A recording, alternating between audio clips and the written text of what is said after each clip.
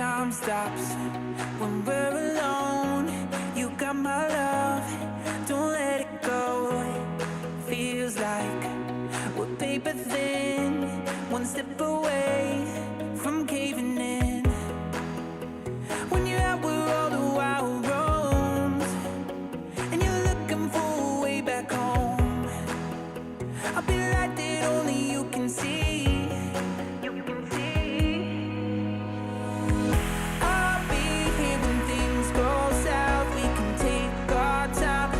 Figure it out, oh, I'll be here when all gets lost. We can count on hope when there's rivers to cross, oh.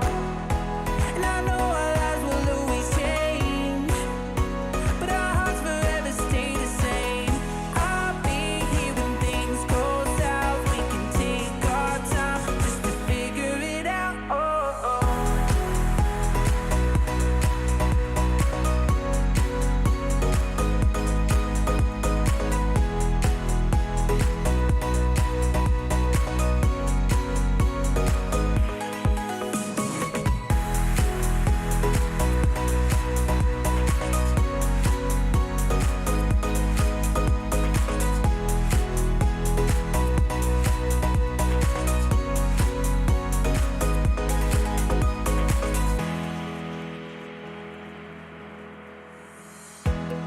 Time stops when we're alone. You got my love, don't let it go. Feels like we're paper thin, one step away from caving in. When you're out where all the wild roams, and you're looking for a way back home, I'll be the light that only you can see.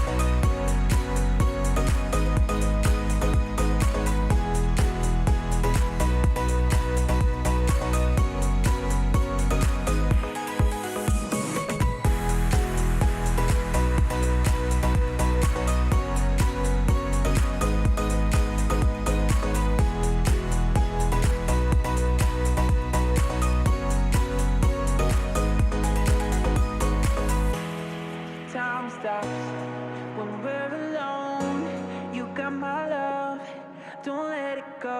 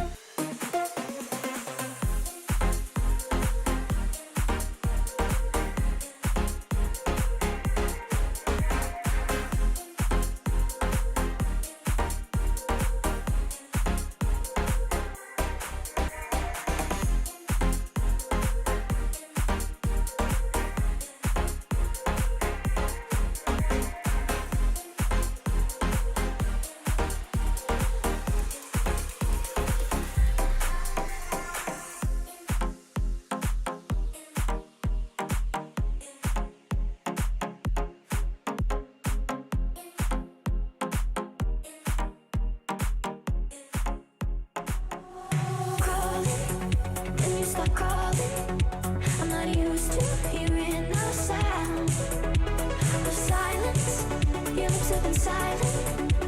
When did you get filled with doubt? Don't go thinking love is lost. We don't have to watch it fall. We can put back together our hearts, yeah. Don't be scared, stay my hand. So much room we can't understand. But we can understand.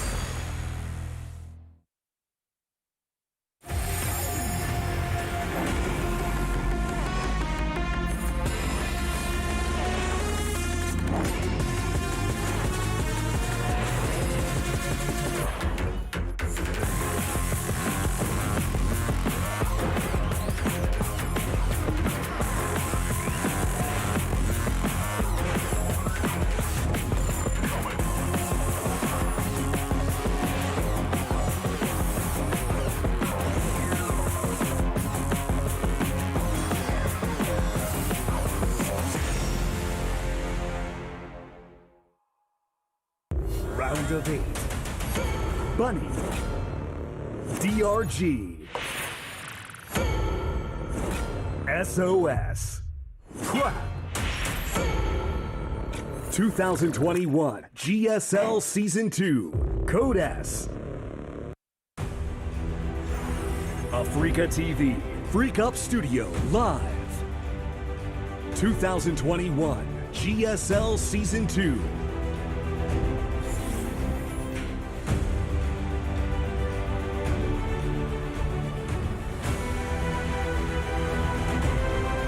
Tonight we start the round of 8 for the GSL Code S Season 2. An amazing 2 best-of-5s is what we're going to be going into. How you doing, Artosis? I'm doing fantastic. I like your haircut, first of all. You look great. Thank you. You clean up all right? Thank you. You're so kind. You need a haircut, you long-haired hippie. Yes. I am truly out of control, man. I'll be following your way pretty soon. Yeah. I'll be getting a haircut actually this week. Well, I hope so. I Yes. can, like, it's so long I can almost braid it, Jesus. Tonight we got DRG versus Bunny, and then SOS versus Trap. It's going to be an amazing evening. Bunny, the Terran player who actually has survived this far, interestingly enough.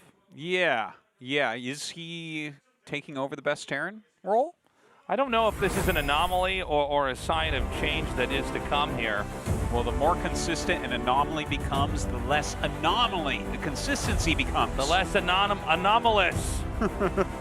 Yeah, Bunny versus DRG. I actually do think DRG is slightly favored here. DRG really does make this matchup look like when he plays Zerg, he has better stats on all his units. Yeah, something like that. Bunny, though, is, I would say, in the best iteration of Bunny that we've ever seen.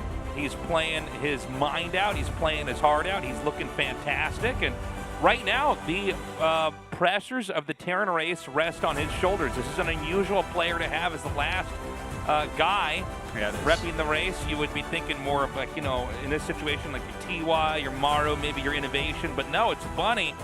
And this is going to be, I think, his biggest test yet here, especially in the modern era of Legacy of the Void. Yeah, it is. If he can make something happen here, that's going to be amazing for him. Really kind of cementing his new ranking within the scene. But yeah, like when I look at this bracket, I see all sorts of possibilities. all sorts of possibilities, right? With Bunny versus DRG, I feel like it could go either way. SOS could upset Trap. I think it's definitely a possibility. And when you start looking at all that, it's like, oh my god, like actually any of these four has potential to get to the finals. Yeah. And a lot of interesting narratives could be coming from this. It's a tough one to call, other than that Trap easily looks the best in the Sailor hat. Well, I thought you were going to say the best with his play, because he does. But the Sailor hat as well. Why don't you stay on topic, Artosis? Yeah, We're I'm sorry talking about this hat here and how good he looks in it. Very low ranking. Maybe it's because he hasn't won a GSL. Yeah, Trap, I think you're right. He's looking the best. Oh, hold on, guys. Quick interview, then we'll hop into our games. The first match of tonight will determine the first player to move on to round 4 of 2021 GSL Season 2.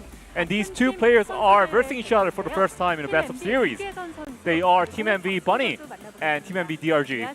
Congratulations. Hello. Hello. So Bunny, you first.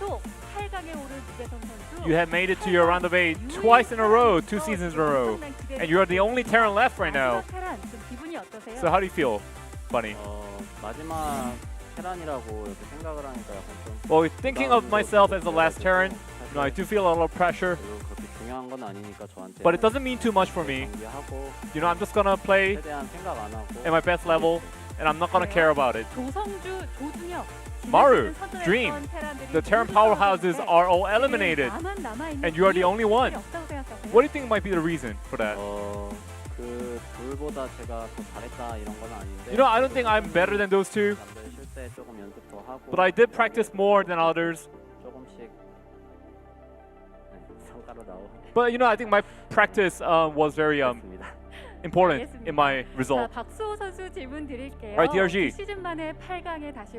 You have made it to your round of 8 after 2 seasons. How do you feel?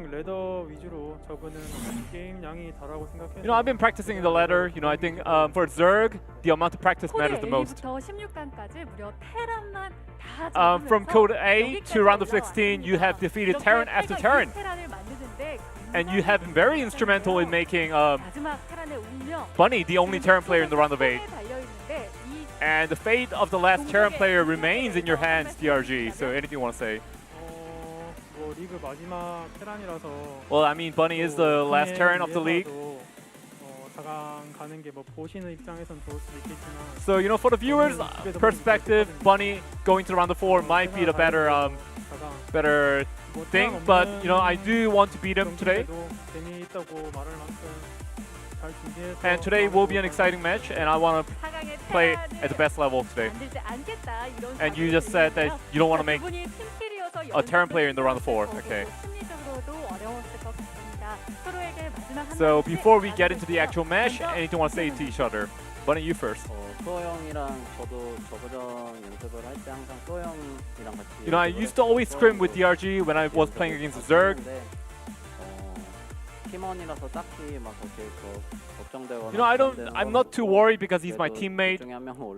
And one of us will eventually advance, so I'm not worried at all. Let's have an exciting match. What about you, DRG? Well, likewise, we know each other well. Whoever advances, he advances to round of 4, and hopefully that player will move on to grab the finals as well.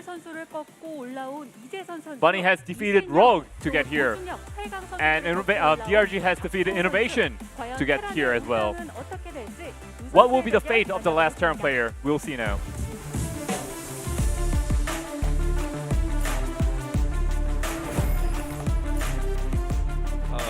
Tasteless, that interview, like where they're both like, yeah, well, we're friends, we're on the same team, you know, one of us is going to advance to round of 4, and that's really great, and we're not really worried about it.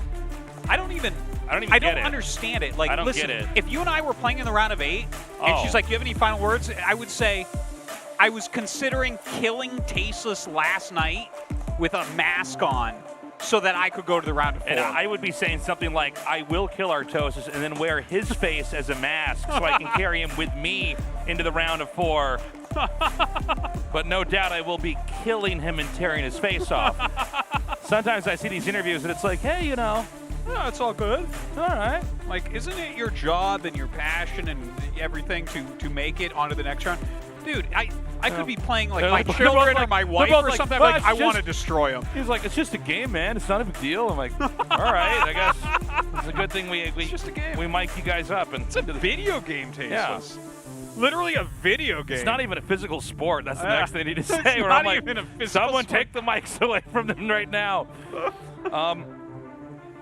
Yeah, I do think this is going to be a good match, but I get the impression these guys are actually pretty close, and maybe they don't want to say any choice words. Maybe they aren't pieces of garbage like you and me, Artosis. Maybe that's what's going on. Well, listen, Tasteless. As we've seen in the Pacific Ocean, garbage rises to the top. It's true. It's true. Who will ultimately be that pile of garbage the size of Texas in the Pacific Ocean? Well, That's us, Tasteless. That's us. We're that garbage. we're the island of garbage, Tasteless. Don't let anybody take that from you, Artosis. Never. Remember who you are. A It's like giant Disney pile movie. of unnatural garbage destroying all life around you. Yeah, man. Remember Fraggle Rock with that Yes. giant pile of trash? That's They'd right. Sneak by? That's us, Tasteless. So this is going to be a best of 5. Again, Bunny's the last Terran left. Both these guys eliminated players. I would say they hit way above the belt, punched way above their weight. Yeah. To Maybe Beyond and Rogue. That's like, those are very good gamers right there. they are quite the They're gamers. excellent gamers. And both world champions. They're here now. Somebody's going to go on to the round of 4. It should be noted if Bunny does not make it, there will be no more Terrans. What? That's right. The humans will have lost. But who cares? Because then his teammate DRG makes it, and that's really great because they're friends. We're going to start this out on Light Shade, then Romanticide, Oxide, 2000 Atmospheres, and Blackburn. Bunny versus DRG in this best of 5. The winner is the first player to survive to the round of 4 in Season 2 of the GSL Code S.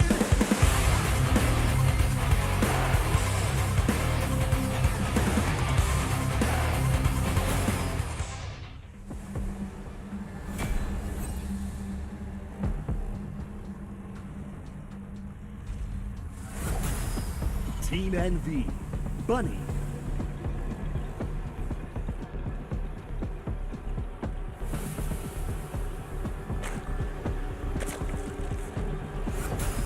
Team NV, DRG.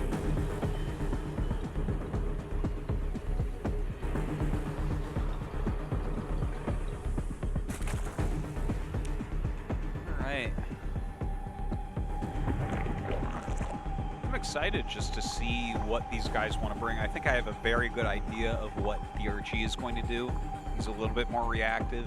He did have that weird series against Keen where he was going Ling Bane Muta against Mech, and then we thought, you know, Dream was going to, because he's a great Mech player, try to go Mech against him a lot to bait that out because it wasn't super strong. But he had Roach play prepped for that. I think he learned some lessons from those series as well. So I think he's just going to bring a very solid style and the appropriate counters. Now, Bunny, well, why I was saying that is because it's like I'm not very excited to see what DRG will do because I kind of know what it's going to be. But with Bunny, that's where it gets interesting. And look at this. It's a command center first, straight up, no wall, no nothing. It's going to get away with it perfectly. Yeah, that's... This is, I don't know, I think the whole thing overall great. It's a good opener, right? Like Open game up. 1, you're kind of saying, hey, maybe you want to be aggressive against me.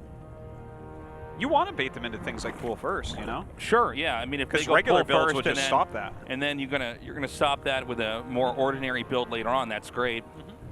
And look, he even goes across with the SCV to make sure at the timing of the hatchery so he knows exactly what he needs to defend against. There's no lings on the way already, so well done by Bunny. Nice opener, I think. He's won the opener mind game of game 1. Yeah, and we've seen a couple players do stuff like this. I always think it's a wise move to do at the start of a best of 5, because unlike a best of 7, I mean, obviously you have more games that you need to win than a best of 3, but there's not a long enough amount of time where when you start to show your normal play, if you're playing very well, they're going to have enough time to respond game after game after game. And so to take a build like this and just cut ahead of the line as far as development goes and force DRG to play from behind, you're completely right, Artie. It's like they have to now think about a lot of different factors, like will he do this again? Do I want to do an early pull? Am I going to get tricked if I do try to do that? Yeah. Where I think had you done this in a, let's say a game 3 when you're down 0-2, that could have completely backfired, right?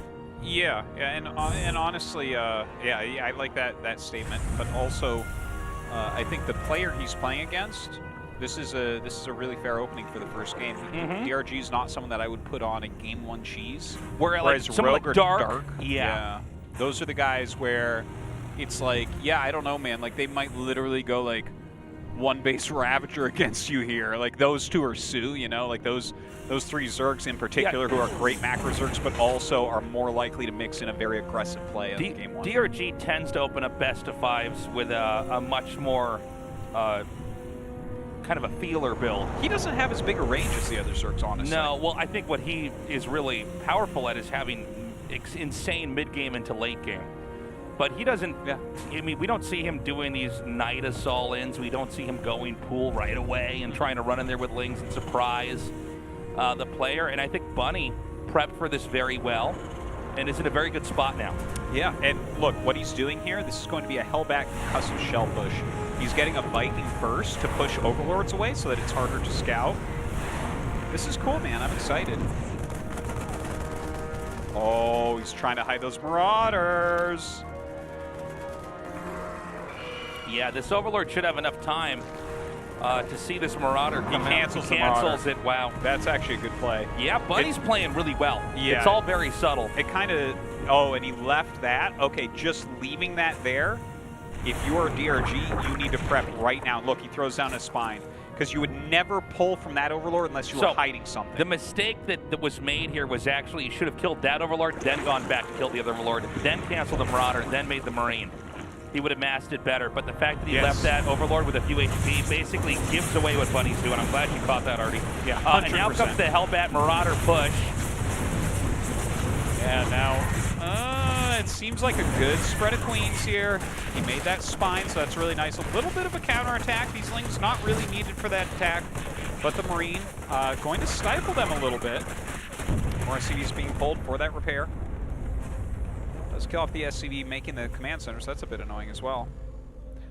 And yeah, seems like a very strong hold.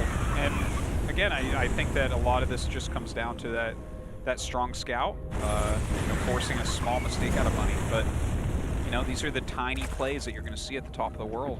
Love it. Now, double Evo is on the way, pretty closely in sync with the 1-1 E-Bays. It's got a beautiful set of queens. 4th base is being taken, layer on the way. And it's not like that, you know, making the armory and getting concussive shells. It's not like that's going to put Bunny way behind, right? No. He actually still has these units. He's still going to try to do something with them. Oh, that would be huge. that actually would be a pretty big catch. I wasn't even really thinking about, because we don't normally have anything that can kill buildings. He should have transfuses, though. He does. Does he actually have enough, though? Oh, no. I guess not. So that denies armor. You know, normally when you see the E-Base placed like that, the reason why they're there is because they just stop Hellions from moving in and killing the drones. But when you have Marauders, suddenly buildings can actually be killed. Yeah, that's a good point. The Marauders are actually what allowed him to power that down, so it's not something you're really expecting. Wow, but +1 carapace. Like, if you lose +1 melee, you're like, oh, that's too bad. But you lose +1 carapace, that's actually game-changing. Things melt so much faster. Yeah, the carapace upgrades are so important for The Zerg. fights are all about just getting enough stuff melted off before it touches you that you end up winning the game. So that's actually huge. That is huge. Oh my god, tasteless. It's 3 what does tanks. Bunny always do? He always puts his tanks in the medevac. But how many? It's normally 2. And now it's 3? Oh, this guy's going to be a GSL champion. This is his final form. Dude, this is a whole new Bunny. 3 tanks here. She's like, no, it should only be 2. How do you get 3 in there? Ah! He's coming forward now. And this is going to be another armor upgrade denial. Oh, man. DRG, he may crumble here if he can't stop this right now. Oh my God, the Lings surround. It's not quite good enough. The Marines are still barely hanging on. The tanks are still shelling the Queens. Dude, 3 tanks, it's unstoppable. Oh. You see DRG shaking his head there. Yeah, this is, I think, the tipping point. GG, Bunny takes game 1. What next? 4 tanks and 2 medevacs? Tasteless, don't you even say something like that. Do you even know the powers that you are screwing with right now, Tasteless? Do you even have any idea? Bunny, he did it. He had a great push. You know, a lot of times you see that Hellbat push, even the type where you incorporate 2 or 3 Marauders. I think usually it's actually 3, but he had to cancel one.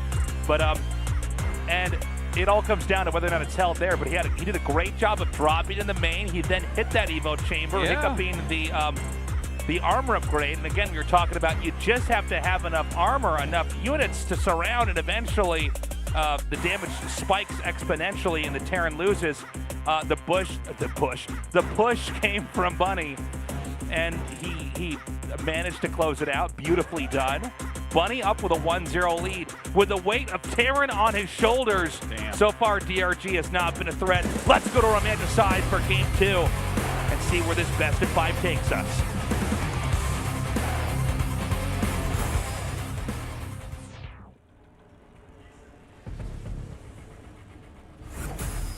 Team NV, Bunny.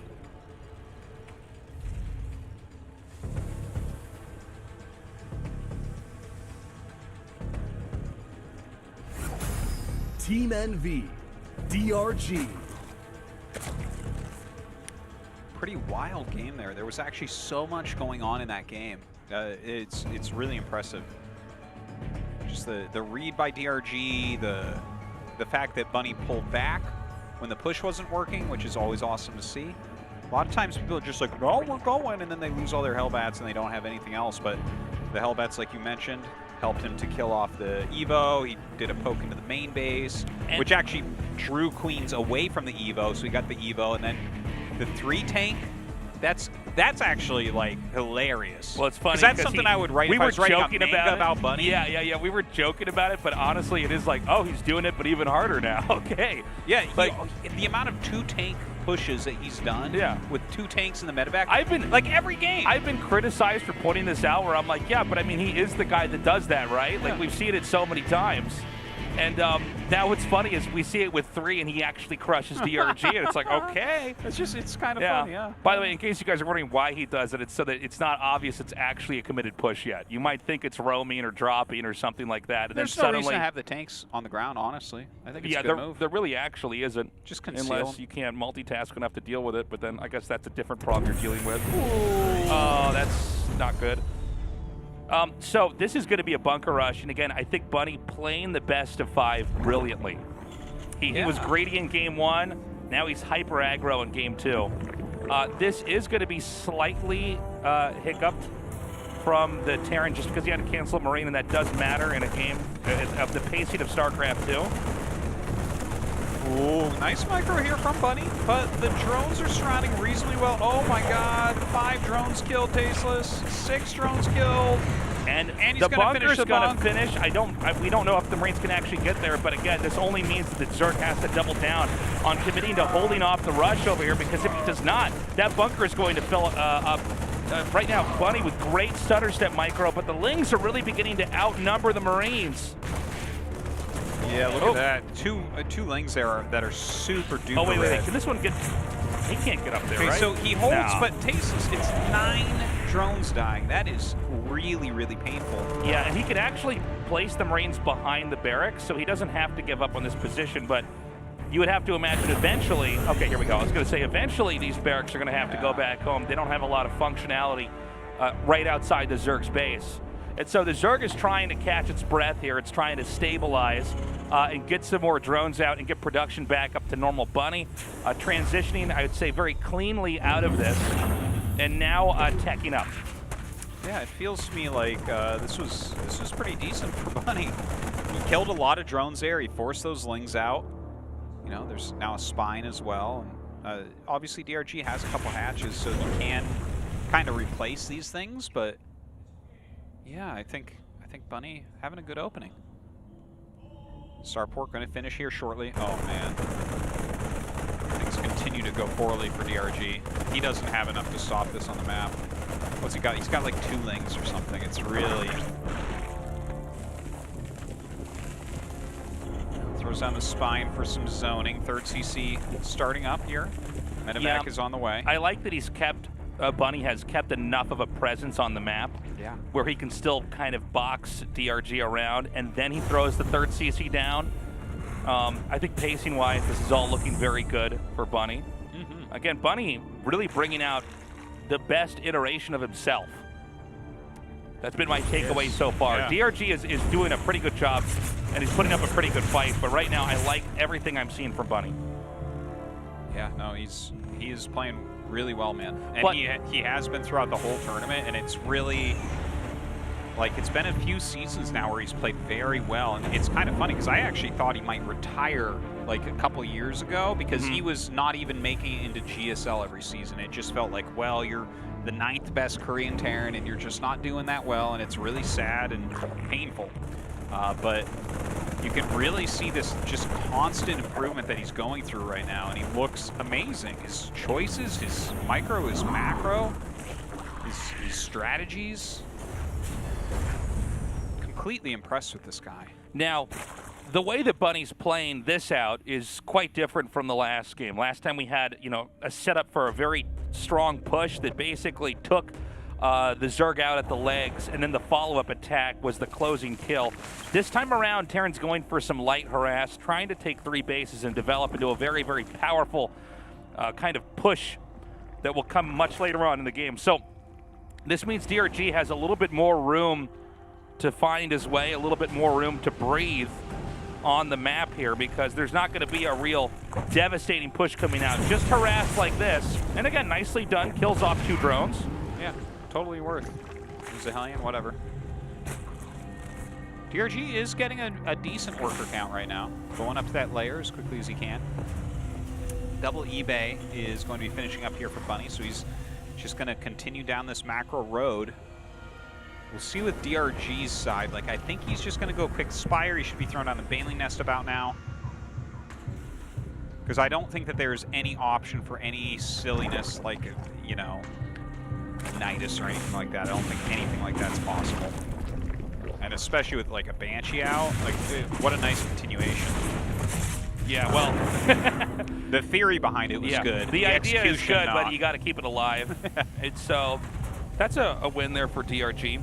Takes that out. The threat's gone. Really, you want the medevac flying around in the Banshee on the opposite end, and you're trying to hit from different sides and see, you know, if there's going to be a location where DRG's attention is not really devoted to, and maybe you kill some workers that way.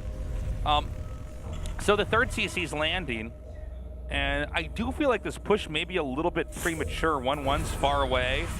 The 3rd base is just landed, so SCVs are going to be transferred there.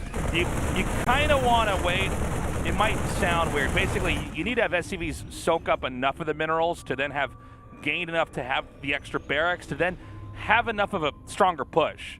Generally speaking, if you push right after a command center's landed like this, it's normally the worst time. It's, yeah, what we'd call an anti-time, and especially with attack and armor far out enough. Yeah. So I'm a little bit worried for Bunny here. This does seem a bit premature. The one decent thing about what he's doing here, though, is that the Spire wasn't done when he moved out. It's like almost done now.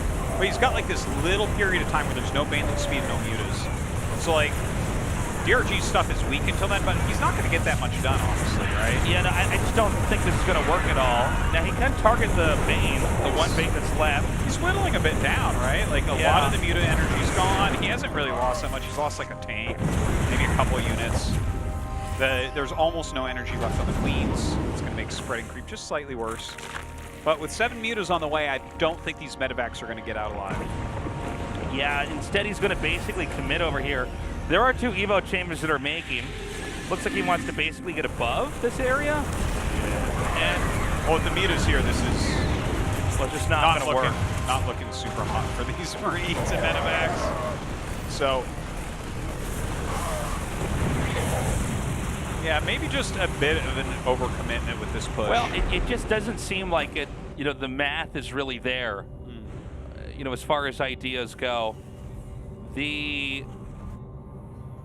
Army kind of was at 12 o'clock and had you know, trying to create a threat, but it just seems like the Zerg is going to eventually be able to propel this away, and so that's what happened.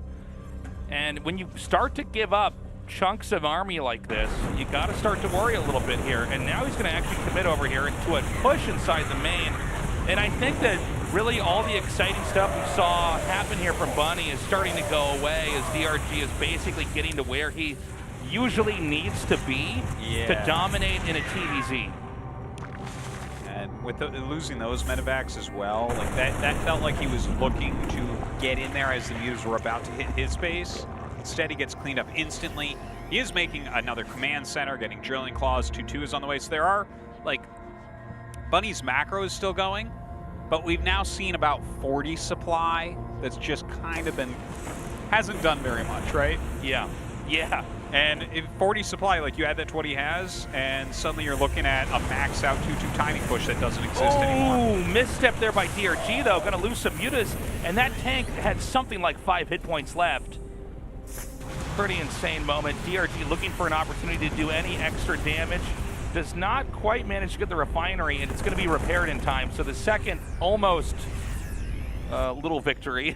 Sometimes it's better to hurt things than to kill them. It instills fear in your opponents. Well, it would have been nicer had he pulled away a little bit sooner, but instead, he hasn't really gotten much done with these mutas. He doesn't necessarily have to get a lot done right now with it, but he did hemorrhage quite a bit in that fight. Now, we're seeing DRG power up to Ling Muta Bane on a very extreme level. Oh, these Widow Mines. Well, just pulls back right there.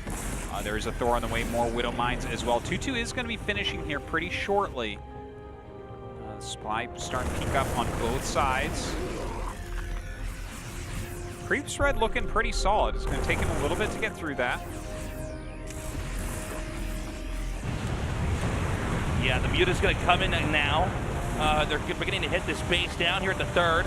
Going for the armory, I really like this. That's a good pickoff, actually. Yeah, that's really annoying. Now he can't start 3-3. Now it's a lot easier to get rid of some of these Widow Mines. But Terran's going to just counter push, which sometimes is the best way to deal with mutas. But is this actually going to be enough here in the northern spot to take this on? The mutas now just going to wreak havoc over here at the fourth base where the planetary is. A lot of Banes are being morphed. And basically, Terran needs this position to work. They need to carve out this area up here. Oh my God. Well, the mutas are not coming back yet. Okay, just now starting to fly back, but is that going to be Marauders are so clutch in the front. They're just not dying. Pulling the Link Bane trying to roll through right now. Marines all the way in the back.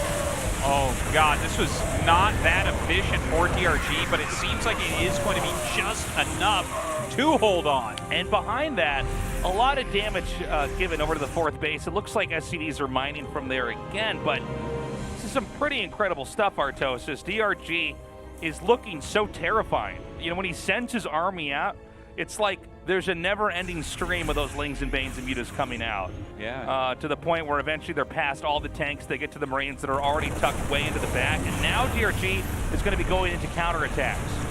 Oh man, he's trying to just break through the depots. In fact, will be able to get the Lings in on top of everything, picks off the mines before they burrow, but the counterattack of Bunny is here. The Lings and Banes trying to get through before the mines. Huge mine hit on those Banelings. This is a big win here for Bunny. Was this a miscalculation here from DRG? Keep in mind that they're actually barely even on bases, but Bunny's got the sustain in the fight over here. The Mutas are driven away. Oh, this is really painful to try to stop this army right here with the remaining Link Bane Muta. It's going to be difficult. Here come those Mutas now. Melee attack level 2 is done. This should barely be enough. These Widow Mines are going to be reloaded here. They could connect on these Mutas. They do not. They are cleaned up. An eye for an eye in this game. That top base is picked off. The other bases are not really that pushable, though. There's a lot of creep between the Terran getting a foothold over to the third and them. I tell you, it feels to me right now that if Bunny just macros and micros cleanly, it's going to be really hard for DRG to get a foothold in this game. He's got to refill all those Lings and Banes. The supply is rather low right now. And with the 2-2 upgrades and the amount of production we see coming out of Bunny, he's making 11 bio units at a time. That's pretty crazy. Like, he is going to field a gigantic army here. He's going to be coming up over to this position now. And I don't know, man. This actually might be enough. He just needs to get a few more tanks over to this position, a few more Widow Mines. You really need to see, do the Banes and the Mutas connect with their targets? Does DRG have enough? We know the supply is superior here for Terran. It looks like Zerg may try to cut off reinforcements, which is actually not a really bad idea, but this hatchery is so low, it's seconds away from being destroyed. Baneling's trying to roll in here. The Marauders taking as much damage as they possibly can. Going back onto the hatchery. Has to run up and deal with this. Oh, a big mine hit there once again. The Banelings, there's a lot, and they will roll through it all, but again, not the most cost efficient for them. Yeah, this is quite a neck and neck game. The Zerg does basically survive that attack. The Terran is now growing into that area. Yeah, with the main CC going there, there's actually another CC headed up towards a little bit, like about the 2 o'clock position, basically. They're just coming in for some harassment around this planetary. Looks like a juicy place for Banelings, but does he have enough to spare on something like this? Oh, I love this right here. Picking off these Marauders. The Marauders are actually, in a lot of ways, the most difficult to deal with part of this army, because they stay in the front, they tank everything, they slow stuff down. The Banelings don't do good damage. Obviously, they're not a threat to the Mutas, but the fact that they get in the way of the Banes is why it's so smart for the Mutas to then pick them off. Now, I think this attack may blindside DRG. He can kill off a couple drones and then immediately just turn fire onto the hatchery, and suddenly this expansion's gone. Yeah, that is super painful. DRG has remade his third, but... Well, you know, Bunny's looking a little bit like a TY or a Maru right now, in the sense that he's actually pushing out and doing so much damage, and at the same time, he's taking more of the map than the Zerg. Dude, he's got 6 bases. Yeah. He's got 6 bases right now. Very few Terrans can do this. Yeah, this is one of these moments where you're seeing somebody truly get out StarCrafted, and that one player is just doing everything faster. You know, they're attacking in more locations, they're pushing out, they're ahead in upgrades, they're expanding more quickly. And it's happening to DRG right now. DRG has been a threat on the map, but he's just not able to keep up. These Mutas can't be in this many different places at once. Well, they're still doing a lot of damage, and I think that's the one thing keeping hope alive for DRG. But it doesn't feel like that it can last forever. His economy is not that large, he keeps losing hatcheries, and Bunny is relentless here. He is mining so much, he is producing so much, and he is non-stop rallying across the map.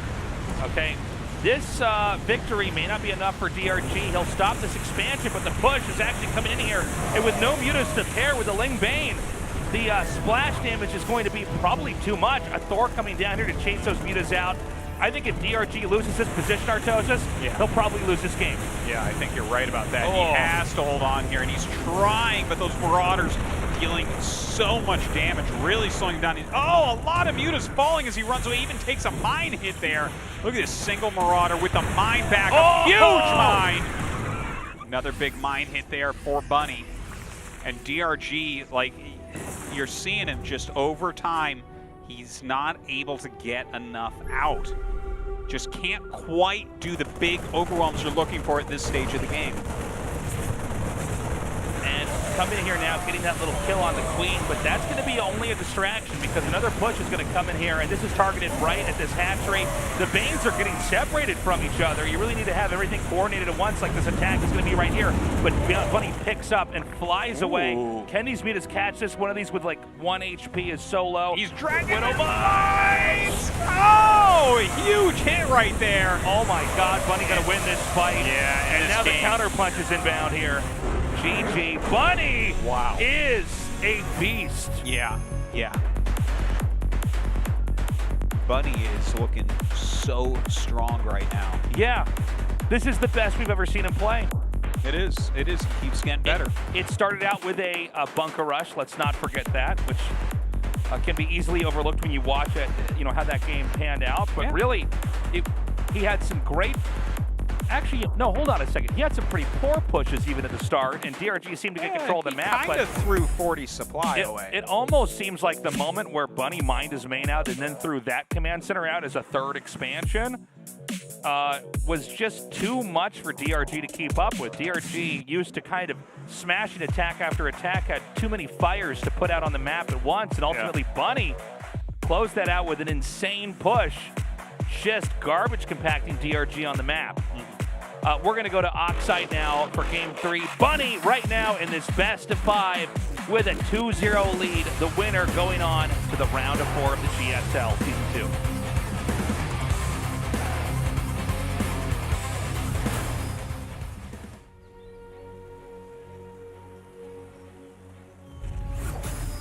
2. Team NV, Bunny.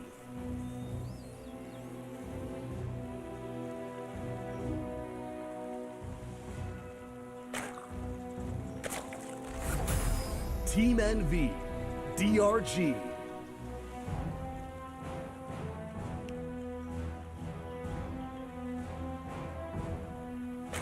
Some great plays coming out of Bunny. I'm liking it. It's a very exciting series.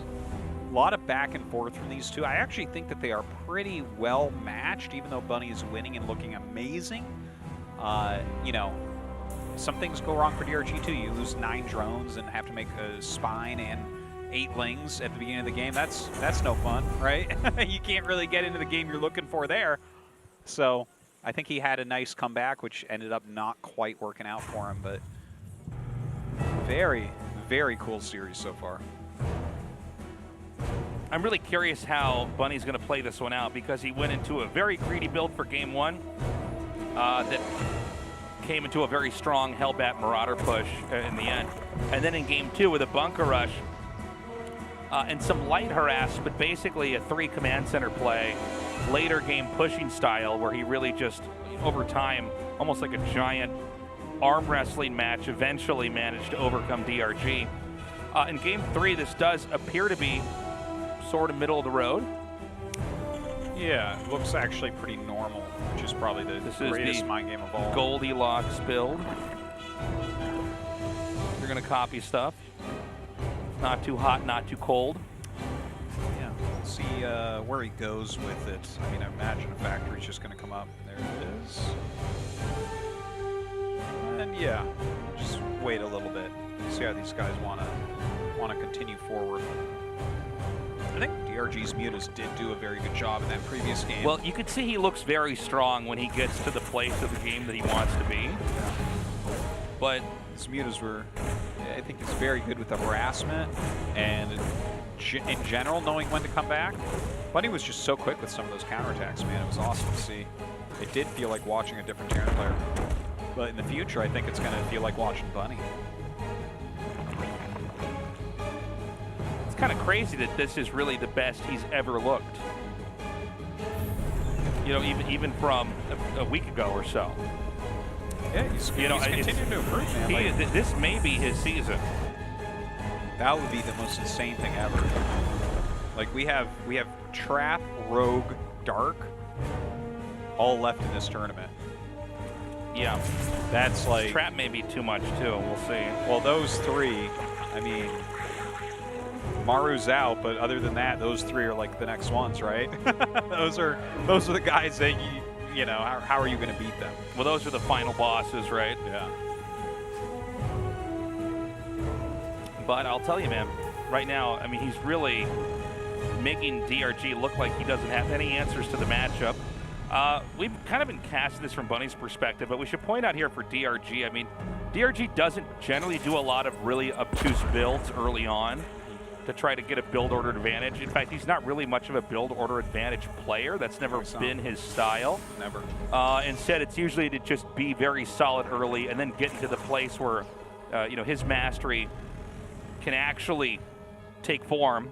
And you know, it's an older style that has worked for a long time, which is to sit on Lingbane Muta, but he's made it work so well against certain players. But Bunny seems to be able to hold his own against it. And Lingbane Muta, you got to be very careful with it. I mean, if you're not paying attention to your army, everything can suddenly die. Some veins connect, everything explodes. Mutas will just catch your medevacs if they're full. It's a very punishing style, but it can be dealt with if the multitasking is there. Well, both the previous games had kind of strange early games that didn't allow DRG to get into the spot that he wants, right? So this game that's a lot slower, it's like it's going to have some harassment. A medevac's coming, you know, that has some Hellions in it. He's trying to lure the queens out with those, so maybe a lot of damage gets done. Let's see. But if this doesn't do a lot, then we get to like really kind of see if Bunny can do this in a more regular situation. Right, 2 drones, whatever. It's all good. Queen's going to try to catch this medevac. He will get away. Those Queens will be far too slow off creep to get it. And look, it's a big macro play here from DRG as well. He starts 1-1 before getting Spire / Baneling speed, right? That's always kind of the choice when you're going for this style. But yeah, this is, I think that this will be in like a very telling game. Because if Bunny wins this, it's like, okay, well, you are just full package TVZ right now, my friend. It's one thing to throw a Zerg off at the beginning and finish them off in these ways that we've seen, and that's very impressive. But yeah, when DRG gets to drone as he wants, and he's not like behind in some weird, obscure way that you practice for and maybe he has not, that's when I want to see if you can kill him. Yeah, that's what I'm also excited about, Artosis, is basically seeing if, you know, we've seen 2 very different ranges of play, but the one that's straight down the middle of the road, which is really like, I'm not even doing anything fancy. I'm just trying to match you. Let's see if you cut corners or, you know, how the rest of this game goes. And so far, Bunny looks fine. Yeah, and some great creep clearing right there. He got like 3 active tumors and another tumor, so really nicely done. Look at this, we actually have Burrow on the way. An additional base plus macro hatch, I believe we're seeing from DRG, or is it double expanding right now? Now we had macro hatch in there too, so kind of exciting. We had a push that sort of looked like this in the last game. Obviously, the early games are totally different, and that should be noted, but DRG just doesn't normally have any problems with early pushes like this, where it's Marine and Tank. Yeah, it actually should be noted, he skipped Spire altogether. Like, he is just going for the Link Bane Queen type of play. So the Links, I mean, it's a lot of Links. The Baneling's not really connecting here. Oh, he's going to be okay, because there's a 3rd tank all the way up here. And now he can actually close in on these tanks. And, you know, as Artosis mentioned, we don't have the Spire tech with us. This is a different approach. It's one where you kind of want to bulldoze him, but it did not seem to work out so well back there. And so Banes are going to finish. The tank's going to come forward. I'm not clear on if there's another tank north of the screenshot or not, but it's important to know if there is, because basically you want to have as much spacing as possible, as many areas to run to as you can. Now and this is going to get sandwiched for sure. Yeah, he is going to smash through this. There are some Hellbats spread within, which is kind of a cute play. But definitely enough here for DRG this time. Holds on. It's important to note that this is not a 4th base that Bunny's pushing, but he has 5 bases right now, DRG does. Which is, it's like an important fact, right? Like, so even if he ended up losing that, it has almost more to do with how many Lings and Banes he has overall. Because he has to be able to actually overwhelm every army that comes until he has Ultras. I don't think I've seen the Infestation Pit, though, which does make me worried. Hydralisk Den and Infestation Pit at the same time. Is he just gonna rush to Lurker, do you think, off this? I don't generally like just straight Ling Bane into Lurker. Yeah, well, this is such a deviation from what he's been doing. I guess he can't be blamed for that because he's already tried, you know, the style that he was using before, and it did fall a bit flat, didn't it? But I mean, yeah, like, let's see how this goes. I feel like I don't normally think of DRG when I think of this style. Yeah, he doesn't use this that much. He likes mutas a lot. It's a bit, yeah. So let's give it some time here.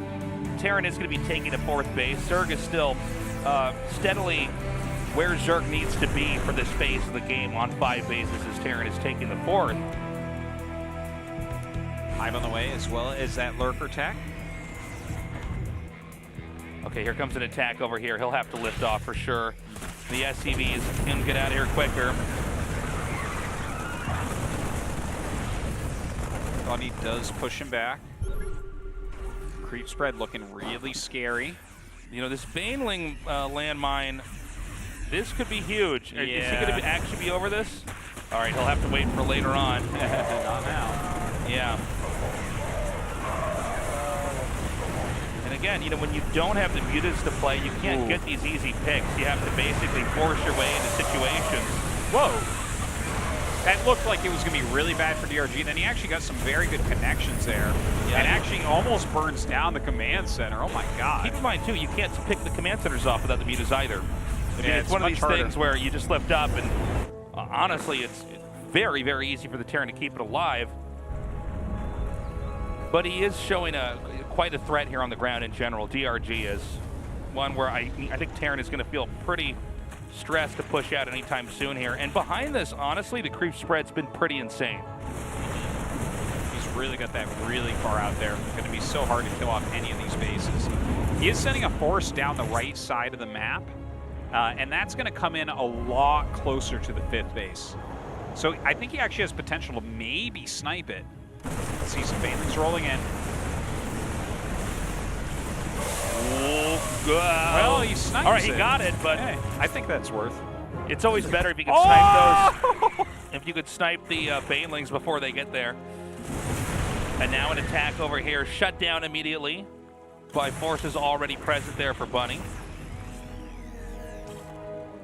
And it looks like he wants to gather and push into the south again. But we are getting into a very different phase of the game. There's 8 lurkers being morphed.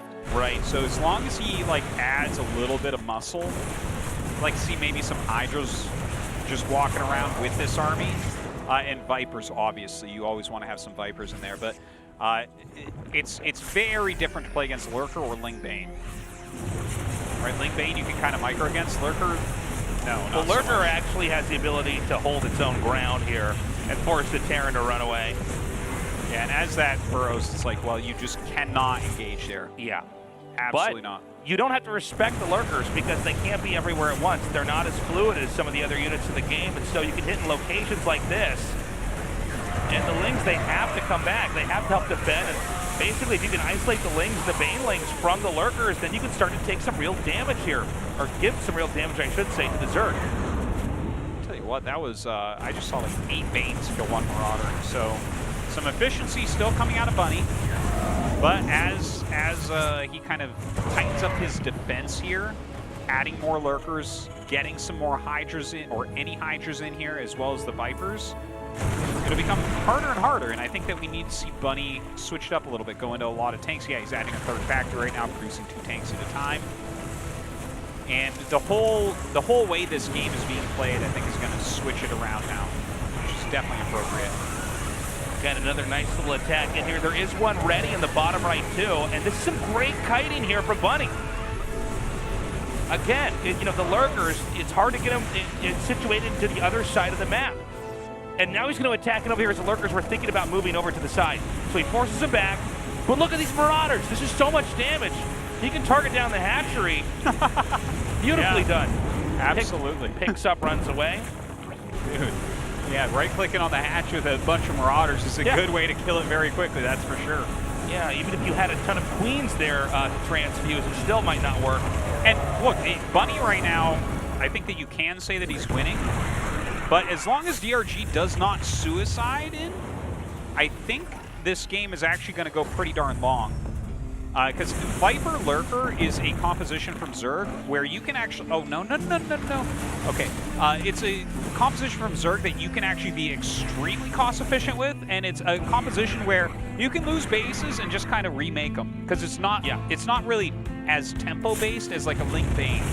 Ling Bane, you lose too many bases too many times, you just can't refill and you can't do it. That is very true. Here, it's like you can hold positions, you can get very cost efficient, you can destroy positions very strongly between Blinding Cloud and the Lurkers. Well, also, I mean, yeah, between the Viper and the Lurker, these are units that when they kill stuff, they don't just detonate like Banes, right?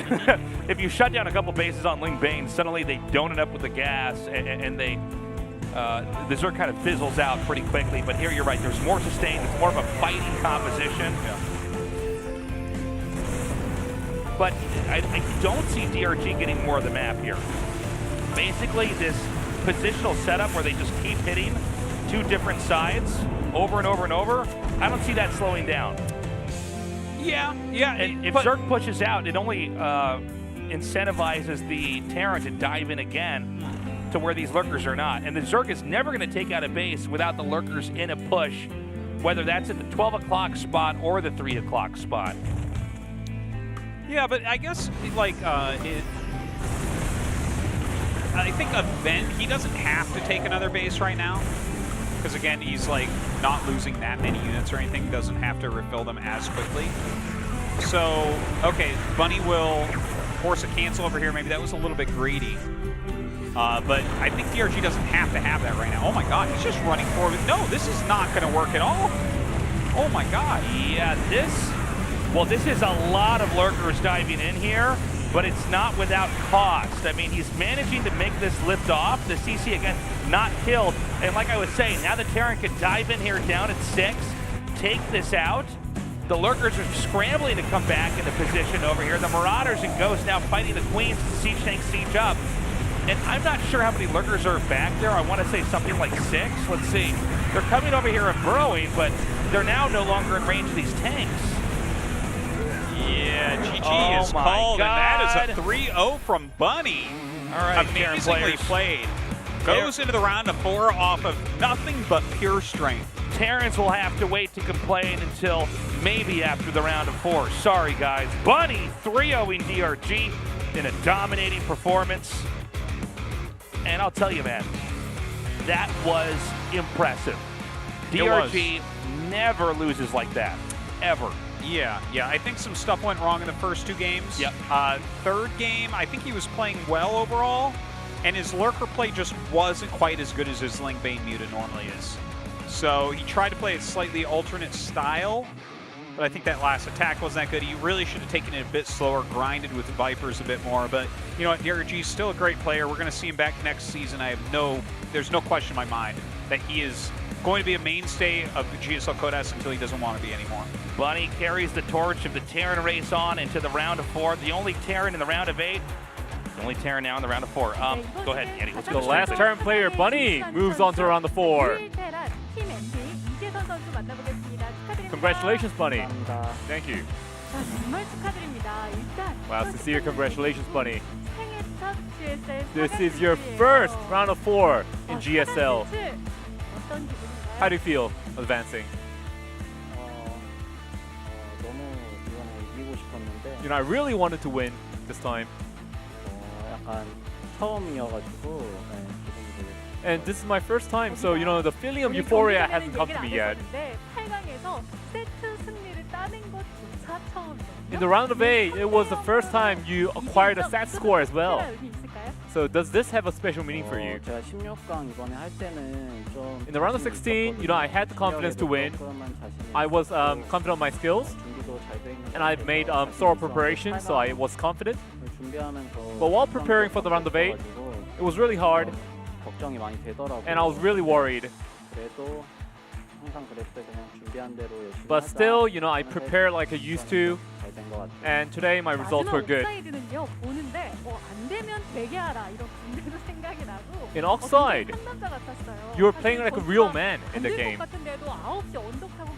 You were very aggressive, and it felt like you weren't going to be able to achieve it, but you ended up achieving it. So was confidence the big factor in that match, in the game? Yes, definitely. Every time I engage in a skirmish, I try to play aggressive, and my results were good. And I try to, you know, attack as much as possible.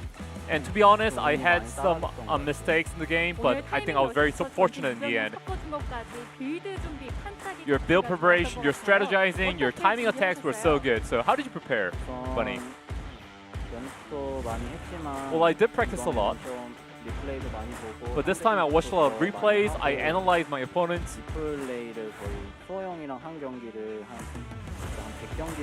And I pretty much watched like 100 replays of DRG. In Romanticide, I know DRG's pattern. So I analyzed that before, and I'm really glad that I have. Wow, your practice and your preparation has bore fruit today, Bunny. And all the remaining players in the round of 4, I mean, and you have beaten very strong opponents in the round of 8 to move on to round of 4. And your first round of 4 opponent will be either Protoss player SOS or Trap? Who do you prefer? 그냥 하고 싶다기보다는 그냥 Well, you know, rather than wanting to play against SOS, I do want to put up a very exciting match against SOS. 하고 싶어요. So I do prefer SOS as my opponent. 이재선 선수의 the next 행보가 round. 앞으로 테란의 행보입니다. 마지막으로 And 가고 your fate as Terran continues, Bunny and King of Day. 팬분들께 너무 감사하고 왜냐면 Well, I'm really grateful to my fans. 꾸준히 응원. Whenever I underperform, they always root for me. They're always there for me, my 부모님께도 fans. 너무 감사드리고, I'm also very grateful to my 팀한테도, parents. 팀에도 너무 감사드리고, and Team NV, of course. 희범이랑 And thanks to Ragnarok, 민열이 형이랑 Rock, 진혁이한테 너무 Armani 고맙다고 for helping me with the scrims. 말하고 싶어요. 고마운 분들께도 마음을 전했는데요. 네. 네, 네. 알겠습니다. Alright. 다시 한번 Once again, 4강 진출 축하드립니다. Congratulations, 감사합니다. Bunny. Thank you. Thank you, Andy. Wow. 3-0. Yeah, a little bit unexpected that it would be a 3-0. And, like, honestly, I think DRG still played pretty well overall and could have possibly won under slightly different circumstances. But Bunny continues his rampage. It's insane. He's playing so well. Yeah. We're going to have to start really considering him one of the best Terrans in the world. Yeah, I've been so used to, over the years, kind of having a spot where I always had him. I think everybody who watched GSL did. That's different now. Guys, we have a quick break. We come back, our second best of 5. Don't go away.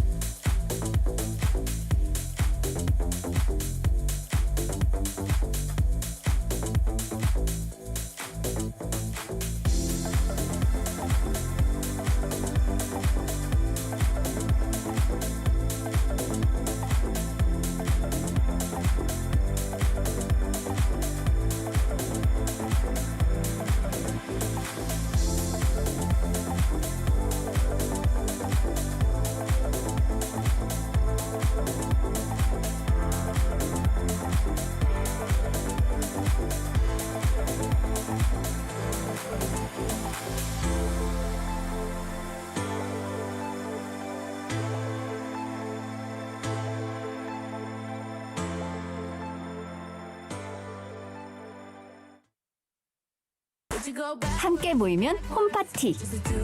홈파티엔 먹방. 먹방엔 칠성사이다. 맛있어. 맛있는 자리에 빠질 수 없는 청량함. 칠성사이다. 퇴근하고 뭐해? 퇴근하고 오늘은 유 셰프, 내일은 유러너, 주말엔 유목수. 그걸 다? 본캐부터 부캐까지 하고 싶은 게 많은 요즘 시대의 커피. 칸타타 콘트라베이스. 이번 주 등산 어때? 등산, 캠핑? 그래서 주말엔 낚시? 내가 낚인 거지. 그래도 나오니까 좋잖아. 일상에서 취미까지 나누고 싶은 게 많은 요즘 시대의 커피 칸타타. 아이시스 8.0을 챙긴다는 건 건강한 생각까지 챙긴다는 것. 나를 움직이는 핑크 에너지 아이시스 8.0. 아이시스 8.0을 연다는 건 조금 이른 아침을 연다는 것. 나를 움직이는 핑크 에너지 아이시스 8.0. 디자인을 하면서 가장 중요하게 생각했던 부분은 울트라 기어의 차별화된 브랜드 메시지를 잘 나타내는 것입니다. 신과 영웅들의 최강의 무기들을 검토하였습니다. 그중 니케의 승리의 날개를 모티브로 지금의 울트라 기어의 로고가 탄생하게 되었습니다. 울트라 기어의 이니셜인 U와 G를 비상하는 날개의 형상으로 레드 색상을 사용하여 강력한 에너지와 힘을 나타내었습니다. 울트라 기어는 최상의 퍼포먼스로 진정한 게임의 즐거움, 승리의 기쁨을 여러분께 선사할 것입니다.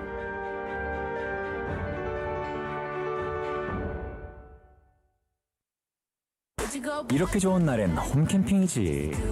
홈캠핑엔 고기, 고기엔 칠성사이다. 맛있는 자리에 빠질 수 없는 청량함. 완벽하네. 칠성사이다. 숙취 요즘 누가 저렇게 깨니? 맨날 똑같은 거, 맛없는 거 깨. 이제 탄산으로 깨. 숙취 해소의 새로운 기준. 가스강. 환도 역시 가스강이 대세. 디자인을 하면서 가장 중요하게 생각했던 부분은 울트라 기어의 차별화된 브랜드 메시지를 잘 나타내는 것입니다. 신과 영웅들의 최강의 무기들을 검토하였습니다. 그중 니케의 승리의 날개를 모티브로 지금의 울트라 기어의 로고가 탄생하게 되었습니다. 울트라 기어의 이니셜인 U와 G를 비상하는 날개의 형상으로 레드 색상을 사용하여 강력한 에너지와 힘을 나타내었습니다. 울트라 기어는 최상의 퍼포먼스로 진정한 게임의 즐거움, 승리의 기쁨을 여러분께 선사할 것입니다.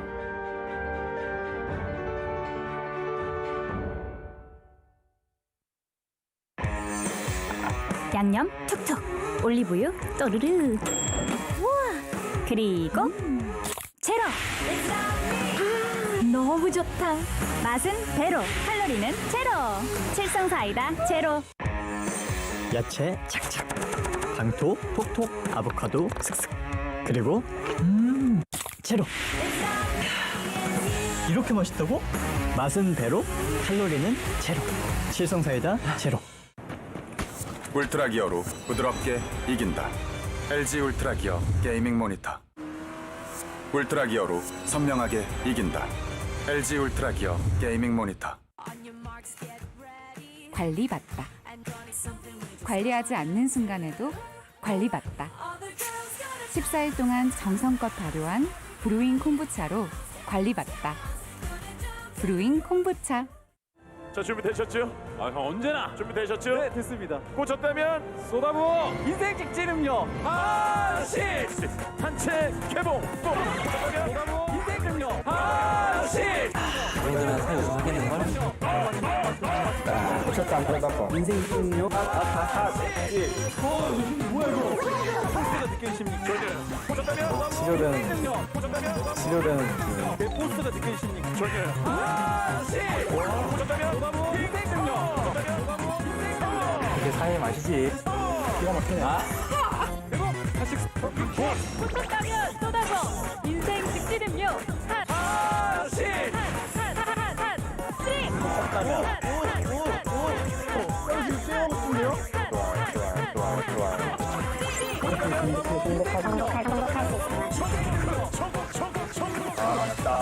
기분이 좋아요. 인생 음료. 꽂혔다면. 꽂혔다면 쏟아부어. 잠깐만. 꽂혔다면 쏟아부어. 인생 직진 음료. 하나씩.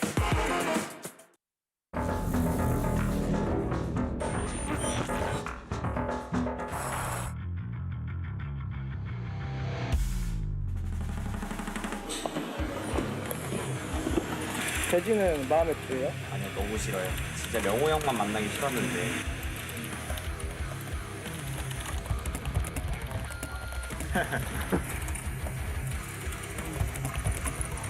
돼지요? 욕해도 돼요? 두 번 연속 이런 돼지는 좀 아니지 않나. 저는 근데 관객분들이 있어야 게임이 잘 돼가지고 노관중 하고 나서부터 생각이 막 그만 그 팬분들이 봐주셔야지 수준도 더 잘 되고 그런 느낌? 제가 한번 이런 말을 한 적이 있었거든요. 그 팬분들이 오셔야 약간 직관이 풀려야 내가 좀 더 잘해진다라는 생각을 갖고 있었는데 확실히 그 팬분들이 오시니까 긴장돼서 못한 것 같아요 오늘은. 야, 식스 마셔도 돼. 아니 너 아프리카 소속이잖아. 아, 유니폼 입을 거야. 한번 해야지 그럼. 아 저는 아프리카 소속이 아니에요. 꽂혔다면 쏟아부어. 뱀픽이요? 다 제 손바닥에 있는 것 같아요. 네. 이진이 형한테 두들겨 맞고 코드로 왔는데 기분이 어떠신지? 세팅 좀 하러 갈게요. 근데 그때 키보드한테 화풀이를 다 해가지고 지금 마음에 가지고 있는 건 없습니다. 16강 올라가면 제가 뽑을 수 있는 기회가 오면 제가 뽑으려고. 뽑는 이유는? 좀 이겨내고 싶어가지고. 들어갔는데 안 보여. 오, 이게 때려서 뭐야? 와! 들었어요. 연땅. 보이가 생산이 어렵습니다. 취재. 김도호도 오늘 조기 전역했다고 하네요. 눈물 들어온다. 토스들의 복귀에 대해서 어떤 생각이세요? 근데 이게 거기서 토스의 사기성이 나오는 거예요. 지금 토스들만 복귀하잖아요. 영봉이 형, 상준님 해가지고 또 성일이 형도 있고. 좀 궁금하긴 해요. 성적이 좋아서 얼마나 잘할지. 대군이 유행만 돼도 토스는 뭐 하는 게 없기 때문에. 저거는 기본인가? 저그는 300은 돼야죠. 최소 300은 최소. 저그는 복귀하면 안 돼요. 동영이 어떻게 돼요? 동영이 이번 예선 보세요. 동영이 형 토스였으면 보이지도 않잖아요. 사람들은 재능 나가더만 많아요. 징징은 안 될게. 워낙 다들 잘해서. 저그가 사귄 것 같아? 경렬이가 사귄 것 같아? 경렬이가 사귄 것 같아. 다른 쪽은 너무 힘들어요. 저그 선수들이 연습을 요즘 안 한다는 얘기를 연습을 하기가 싫어요. 그냥 레드에 죄다 토스거든요. 복귀해가지고. 그건 진짜 토스밖에 없어. 토스 저장했으면 1등이었어 이번이었어. 진짜로. 지금 2등으로 올라와서 명호 형 만났는데 토스로 올라왔으면 1등으로 올라왔어. 몇 살까지 딱 저거 해볼 생각이야? 올해 맞죠. 올해 안에 밸런스 패치 없다. 바로 토스.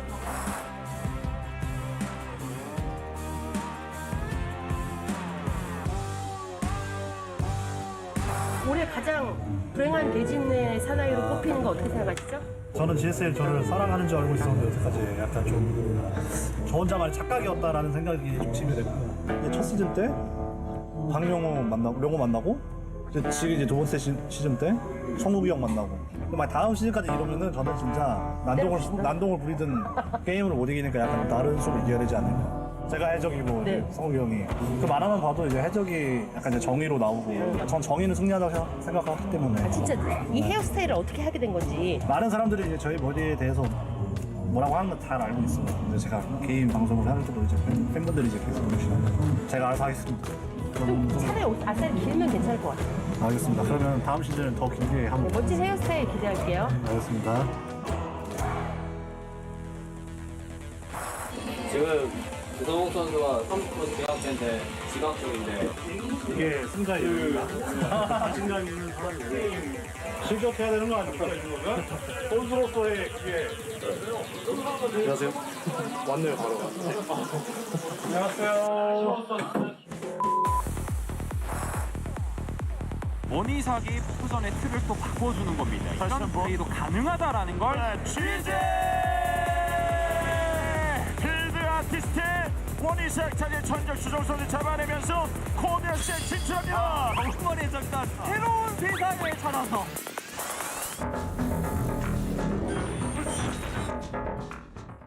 Round of 8. Bunny. DRG. SOS. Crap. 2021 GSL Season 2. Code S. Africa TV. Freak Up Studio Live. 2021 GSL Season 2. What's up, everybody? We're back, and hopefully we're in store for a longer series than that last one. As exciting as it was to see Bunny 3-0 DRG, I do hope Trap versus SOS gives us some more games. Yeah, that was pretty quick actually. Bunny versus DRG, and a little bit surprising as well. Yeah. Bunny moves on, and this next one, I mean, anything can happen in this next series. I think Trap is better than SOS, but let's just have an interview and see what they think. All right, so there's going to be a match between the best two of the best Protoss players. One is amazing and is build and strategizing, and the other one is the master of macro. We're going to have an interview with SOS and Trap. Hello. Hello. Wow, these two players competing with one another. And SOS, you have been in the round of 8 a long time ago. It's been 3 years. 3 years since you've last played in the round of 8. How do you feel? Well, that is right. A round of 8 stage is one in a long time. I'm slightly nervous, and I hope today the Goddess of Fortune is on my side. And as your round of 8 opponent, you wish for special, but it is Trap out of all Protoss players. So what went through your mind? Well, Trap recently is probably the best Protoss player, and I did anticipate him to move on as a first place. But in the PvP, you know, he did lose to Parting. So today I hope he's just another Protoss. Alright, Trap. In contrast with SOS, you are writing history as a player who went to the round of 8 the most. So your preparation time was very short. So how did you spend it? You know, the length of my preparation time didn't really matter too much. But since this is an earlier match compared to others, if I do win today, you know, I'm going to have a long preparation time for my next match. Well, that is time. But SOS is different. He's different from other players for sure. And you are very infuriated after losing to Potting in the round of 16. And SOS is a master when it comes to making other people angry. So what do you think about that? Well, while preparing, you know, a lot of thoughts went through my mind. I don't know what he's gonna do. You know, today I'm just gonna have to focus on my own plays. I hope I just don't get baited by his plays. Alright, Trap. Great mindset there. And the two players have spent a long time in the same team before, generic Green Wings. So before we get into the actual match, any last words to each other? SOS, you first. Well, this is a round of 8 in a long time. I think my opponent is too strong, so I'm slightly disappointed. But if I win today, I think I'll have a good time in the next matches. Let's put up an exciting match, Trap. Then Trap, what is your answer? Well, I do want to play an exciting match with you, SOS. And I hope the one who wins today will move on to the finals and win. And these two fabulous Protoss players will go head-to-head today. Let's see who wins today.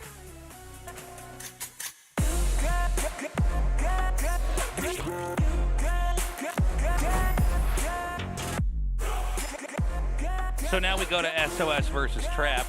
We were talking about this a little bit before we went to that interview.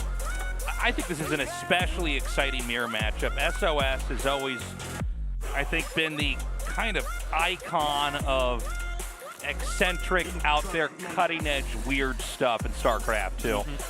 And he has been a two-time world champion, of course, as well, but he hasn't had anywhere near the kind of success that he had in the past. In fact, really, he's been a Protoss overshadowed by other Protoss players and other players in GSL. He's not really been able to get that far at all. But if he could pull it off today, that would be insane. Trap, on the other hand, is the modern Protoss, is kind of the leader as far as how we understand Protoss to work. He's really the guy steering the Protoss meta. But I think this is not that easy to call. Yeah, it's not super easy to call. PvP can be very volatile. You know, Trap is the best Protoss, like you said. Yeah. He's favored here, but that doesn't always mean something. Like we saw perfectly in the Parting series, where it's like Trap, they literally do the same exact build, and Trap gets ahead, and then during times of chaos, that's where Parting won. Right. Now, with SOS, I think it'll look a little bit different. It's not necessarily those times of chaos where he'll win, but it's more with sharp-edged builds, right? So what I'm kind of expecting to see out of SOS here is some mind games and some tricks. And you can win a best of 5 like that, but I definitely think the Trap is going to take this.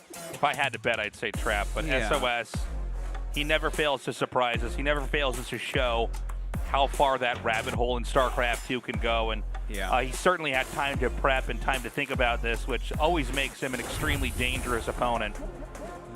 But yeah, I mean, look, Trap has been just murdering lately. He has. And if you're somebody who's learning Protoss, then Trap is your go-to guy. Oh, definitely. There's not a question. Like, he's kind of like, honestly, an improved version of Stats in a lot of ways. A little bit more range, same type of really great defensive macro plays, a little bit more aggressive, which is something we were always wishing from Stats. Yeah, he's the leader of the race. There's not even a question. So we'll see if he can move forward. He's still just like SOS. They both have a couple second places in Code S. No victories there yet. That's painful, I think, for both of them. Protosses just don't win GSL that often. We are going to Oblivion for our first map. After that, 2,000 atmospheres, Nautilus, Oxide, and Romanticide. That's right. Let's see it. See how this is going to go down. Your prediction, Tasteless. Probably Trap 3-2, 3-1, something like that. Okay, yeah. But I would like to see SOS win. That would be fun. My heart says SOS. Mine says Trap.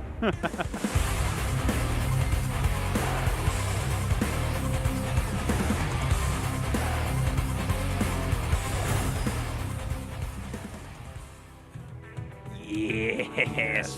Okay, by the way, I need to throw this out there. Oblivion has been fixed. That's right. You cannot block the ramp with one pylon anymore. The map has been updated for this round. So find out if SOS got the memo on that or not, depending on where this goes. Yeah, SOS coming immediately across. And he does not see wiggling around the side of the pylon. That's hilarious. Look at how well he has this mapped out. So this is in the blind spot adjacent to the gases. And it's not a forge right away, it's gateway. Yeah, do you want to put another pylon and another gateway inside the net, or is this a... It's a very good question, I mean, Tasteless. because, you know, when you do this build as Protoss over here in the net, you are... oh, is he going to search for this? Oh my God. I guess that's what you do when you're against SOS, right? That's hilarious. Look at SOS. He kind of tilted his head to the side and gave a half smirk. Because it's like, well, I gave up a lot of my economy to do this, and then he immediately scouted it. Yeah, I mean, when you see someone that prepped to play SOS, that they guess something that silly and then find the probe, Trap is even more favored now than he was before. You know, after doing that. And it's not just because he has an edge in this game. It's just like, oh, you know exactly the type of thing that SOS is planning. Yeah. And, you know, he's had a lot of success in the past by just sliding a probe inside of the main early on. And we don't see this done that often in GSLs for that reason. Oh, gets the probe for that final hit. I don't know if there was many more tricks you could have done with that remaining probe that low on HP. Well, you could keep it alive at least. I mean, and now he's throwing a pylon. I should say Trap is throwing a pylon down to block the blocking of the entrance, which is annoying because, of course, the core has to be started right away. Yeah, Stargate, excuse me, right away. SOS, yeah, he does get that Stargate started with the Nexus, but we don't really see from Trap exactly what he wants to do. Like, is Trap just going to go Nexus now? Like, just kind of a comfortable Nexus? Or maybe he wants to do something aggressive off of this. He's already... nice. Throws his Nexus down. Okay. Expansion game it is. Yeah, now, this is extremely annoying.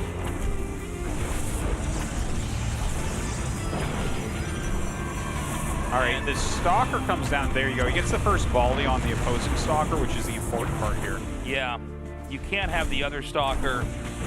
If you can get it in between volleys there, that could be big too. But he's going to come up here and just kill this pylon. And that means the Zealot can suddenly attack the Stalker. And this is suddenly looking pretty bad, actually. Trap really, you know, this is intuition in StarCraft right here. Is just really realizing exactly what you can and can't get away with in a very unusual situation. And this all comes back to that pylon block. And the entrance getting the hiccup there. Yeah, and Trap is definitely gaining an edge here. Oh, Did for SOS sure. lose that second stalker? No, he didn't. Yeah, Okay, so the battery's done, so he'll save that just fine. Oh. And actually kills that during the recall. So a little bit of a flub there from Trap as well. But look at the advantage. A 6-worker advantage after that. Yeah, That's significant. We have time. Oh like my it. He God. tried. He had to try. We talk about adepts getting in there and killing a few probes, and sometimes that's all it takes. But this is not that different from that either.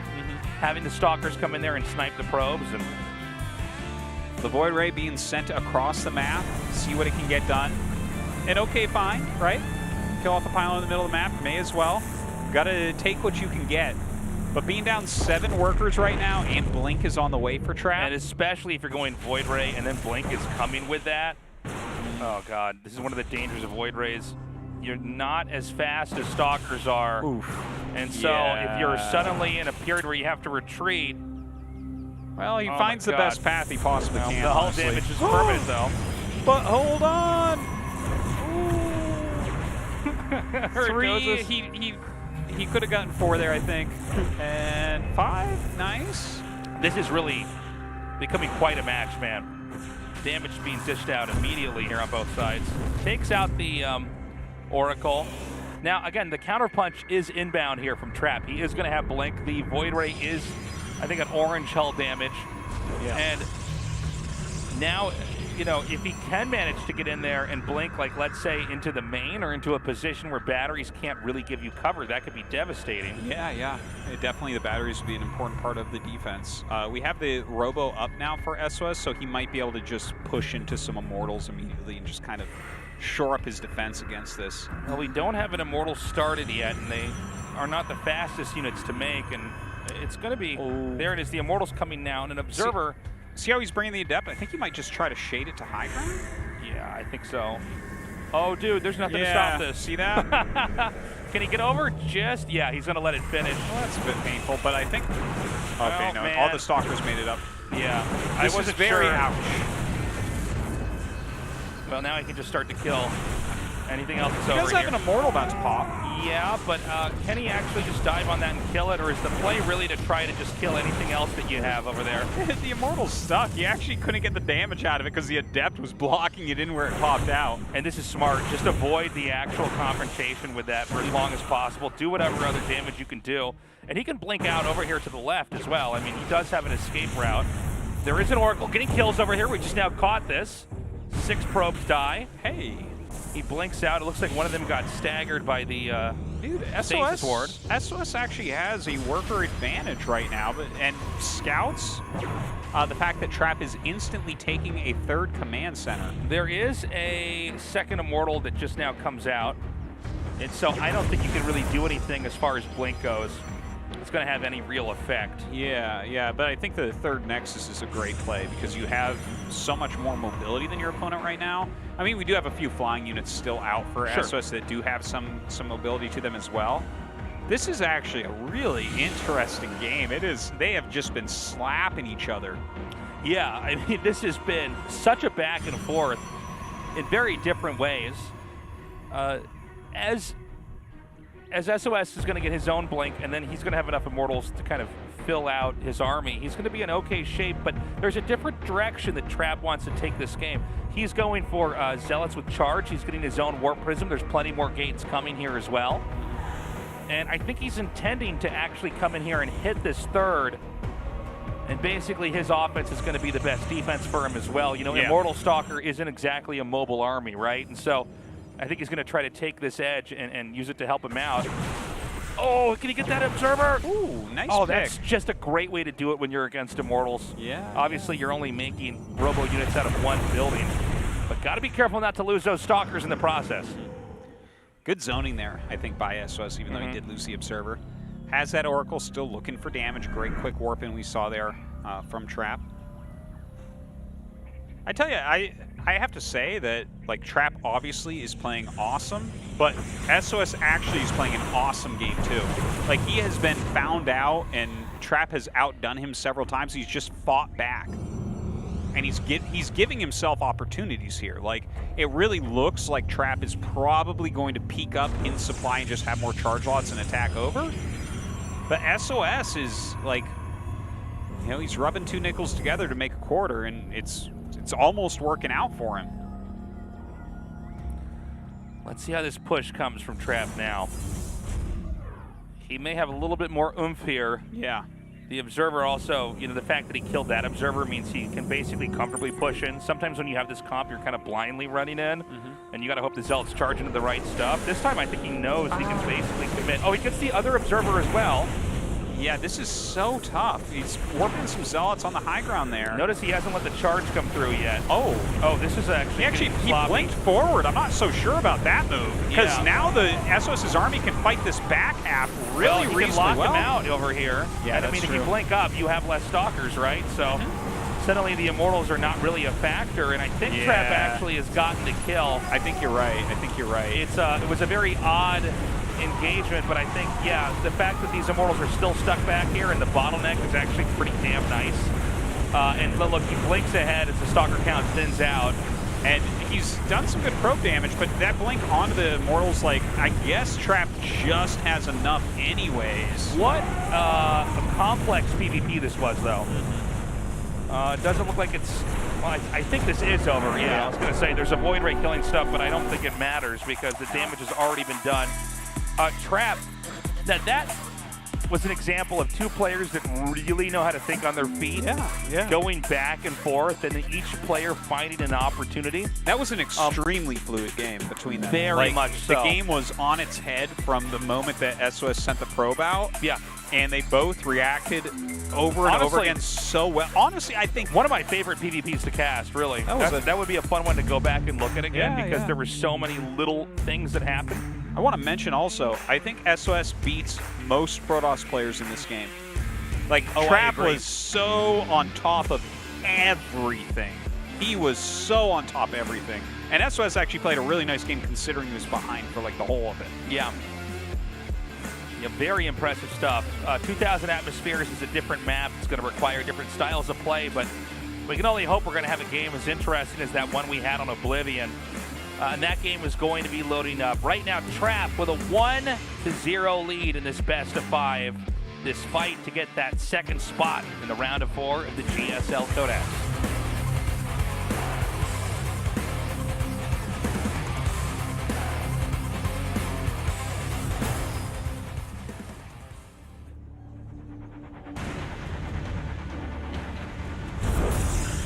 Team NG, SOS.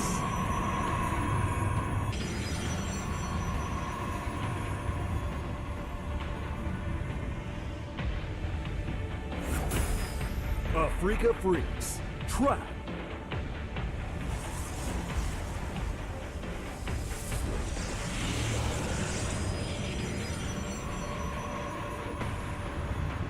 Man, I hope we have more games like that in this series. Yeah, me too. That was a delight. I think we absolutely can. I mean, SOS is always trying to come in and do something interesting, and Trap is very good at reacting. Like, if you had a bad player, not a bad player, if you didn't have these 2 players, okay, and somebody spots the probe on the other side, you don't necessarily have the other player immediately interfere with the wall and on the other side, immediately come across with Zealots and Stalkers. Again, you can appreciate a game like that because it shows what 2 of the greatest players in StarCraft of all time, what kind of games they can give us. Yeah. And that's really what it's all about, is what they can do for us as far as entertainment. Oh, another pylon hidden. Yeah. I don't know if he's... I think that's just to try to play a mind game, probably. Yeah, that is Trap hiding that, by the way. I actually almost switched who's what race. And now that's because there's a pylon in here. Okay. Yeah, SOS is actually only on 1 gate, by the way. Yeah, misses that, doesn't he? Crazy. So let's see what he does with this 1 gate.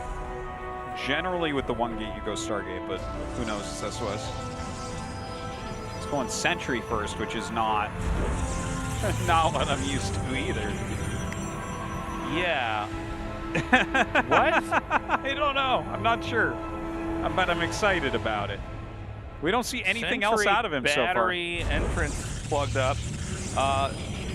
SOS does put one pylon here. Now, a lot of times you do that just so you can see what they're making, and then you cancel it. You're not like trying to let it finish, but then the Stalkers are leaving though. Yeah, but SOS is also such a weird player that I don't want to count anything out. Yeah, okay, right. Yeah, I was going to say the same. I was like, maybe let's it finish because maybe that's what we're supposed to be doing, is letting our pylons finish there. It's only 75 more minerals. PvP is a matchup where there are so many different branches of tech and so many different types of strategies interacting with each other that sometimes it's worth it to really do something dramatic to try to get intel. Now, this game, it's 3-gate, by the way, and Robo. Yeah, okay. Oh, and it's quick blink. Okay, but I feel like this would just die to Stalker Warp Prism. Yeah, like Prism can be really amazing, but like Blink and Prism have kind of a similar usage in this type of situation, right? Like Prism is, I guess, quicker blink, but harder to micro blink in a way. Yeah, it's kind of a wild game. You might just have to cancel that straight up. Now that's a great scout right there. Yeah, well, that quick sentry really paying dividends. It's definitely not a secret, but SOS did a set of openings that was very, very odd. Now, he does have the opportunity to blink. I'm sorry, do we have a warp in at that hidden pylon? We had a warp in of a couple of adepts from Trap. Okay. I actually swapped the pylons again. I don't know what's wrong here. Yeah, and he's obviously going to cancel this Nexus. Yeah, no, there's no hope for that Nexus. Yeah. But he added an additional gateway. So we're now on 3-gate here for SOS. But I think positionally, this is just better for Trap. It is. I mean, he's at the bottom of the ramp. This is one of the more annoying positions to be stuck in this matchup. And basically, he can start to ferry the units over, but he doesn't quite do it that well. I think this is definitely a miscontrol here by Trap. I think he thought he could basically force something, and he did a good job keeping the Warp Prism alive. You wouldn't want to push it too much further than that. Honestly, I kind of like this position for SOS right now, Tasteless. Well, I think especially after that attack from Trap, I don't think SOS is in terrible shape. Yeah. Now, Trap is going Immortal and Twilight, which actually I really like that as the play, because I think he's figured out now that, like, oh, this is a Blink build, so you got to go for some Immortals. You can't just have Stalkers against non-Blink Stalkers. This is basically against Blink Stalkers. One player just continuing to power on one base. It's Trap. He's going to get everything you could imagine tech-wise and delay that Nexus because he's still looking for a fight. Oh my God! Forward. But more Stalkers come up here, and suddenly it's looking like not the wisest decision. Yeah, like Blink Stalkers beat Stalkers, but not by that much. Yeah, not if you have more Stalkers. I actually thought there were more Stalkers killed on both sides, but apparently SOS has only lost 3 and Trap's lost 2. So they're even in Stalker numbers right now. Again, though, there's no Nexus at least yet, and the minerals keep bouncing down to 0 fast enough that I don't think we're going to have. I feel like when Blink finishes, we're going to get into a base trade. Right? Yeah. Because Trap is not making a Nexus, so he's going to have 2 Immortals and Blink. He can literally walk across the map. How in the world would you ever hold that with just Blink? I think the idea, is you're correct, is treat these Stalkers almost like they're Mutalisks or something. Yeah. And then try to hit as they leave and kill the workers, and then maybe you recall back home and you barely hold on. Yeah, yeah. But yeah, I mean, Immortals just sort of punch through. Stalkers, like the Stalkers, are cardboard. Now, the hallucinated Phoenix actually draws the army into the main base, so he moves back to the front. He's just trying to, like, change where he's at and see if he can catch anything. I don't think he's going to really be able to. The double Immortal walks out to the front and, yeah, obviously forces that back really quickly. Immortals are being made by SOS, so realizing he needs a bit more muscle. Again, Blink is so close from finishing here. 10 seconds out. He's definitely zoned those Stalkers away. We have these Adepts. They could cause some real damage up here, but not in the same way that the Immortals could, as they would just decimate the Natural. Yeah, we have triple battery at the Natural, so SOS realizes it's kind of a tough swap, but he has 2 Immortals, triple battery, and Blink. I think he should be able to hold. Let's see how the force fields come down here as well. We should have a Guardian Shield coming. And this is an overcharge. Oh, he actually overcharged the one way to the side. And now we just have one Immortal over here. Huh. The third Immortal's up here. That's a pretty insane number. Yeah, and losing his own Immortal there, like being down one Immortal, I can see you holding that with the batteries. Being down two, that's a much taller order. Yeah, well, the damage is going to distribute pretty nastily here. Yeah. I think Trap's basically done it. This was a real masterful game here by him, by the way. Yeah, it was. I mean, talk about a complex matchup looking ever more complicated with the way these guys are dealing with each other. But 3 Immortals should be too many. He also just keeps those alive. Adepts coming here to kill the probes, but again, the problem is there's nothing to sandbag the damage coming out here into the main. Yeah, he can't save his Immortal there as well. The triple Immortal is just way too much, and this is going to be GG. Wow. Trap goes up 2-0. That was a very unusual game again. SOS doing a very eccentric build, but Trap going for a hard one-base push, and then when he realizes that there's not really a nexus he can push into, he goes straight into Immortal, straight into Blink, a very delayed third base. SOS relying on counterattack opportunities, adept counterattack opportunities to keep the Trap back, but Trap basically pushed those opportunities away, got across there with a counterattack, and knew that he would have enough momentum in his attack that even if he lost most of his probes back at home to the Adepts, it wouldn't matter because the Immortals and Stalkers of Trap would kill off all of SOS's buildings.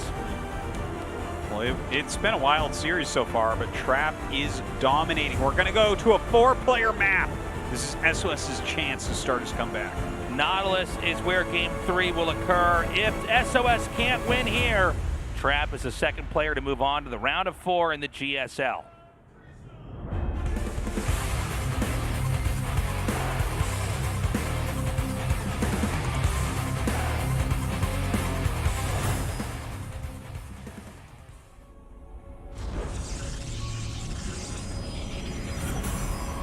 Team NV, SOS.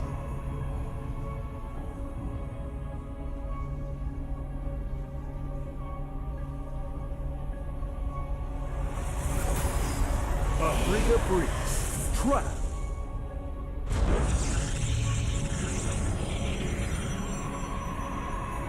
Man, I really hope SOS wins a game just so we get another PvP with these two. I know. Because these have actually been really good games.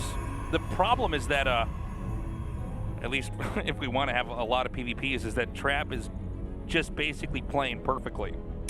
This is what happens when you become so strong mechanically and so strong with the fundamentals of the game.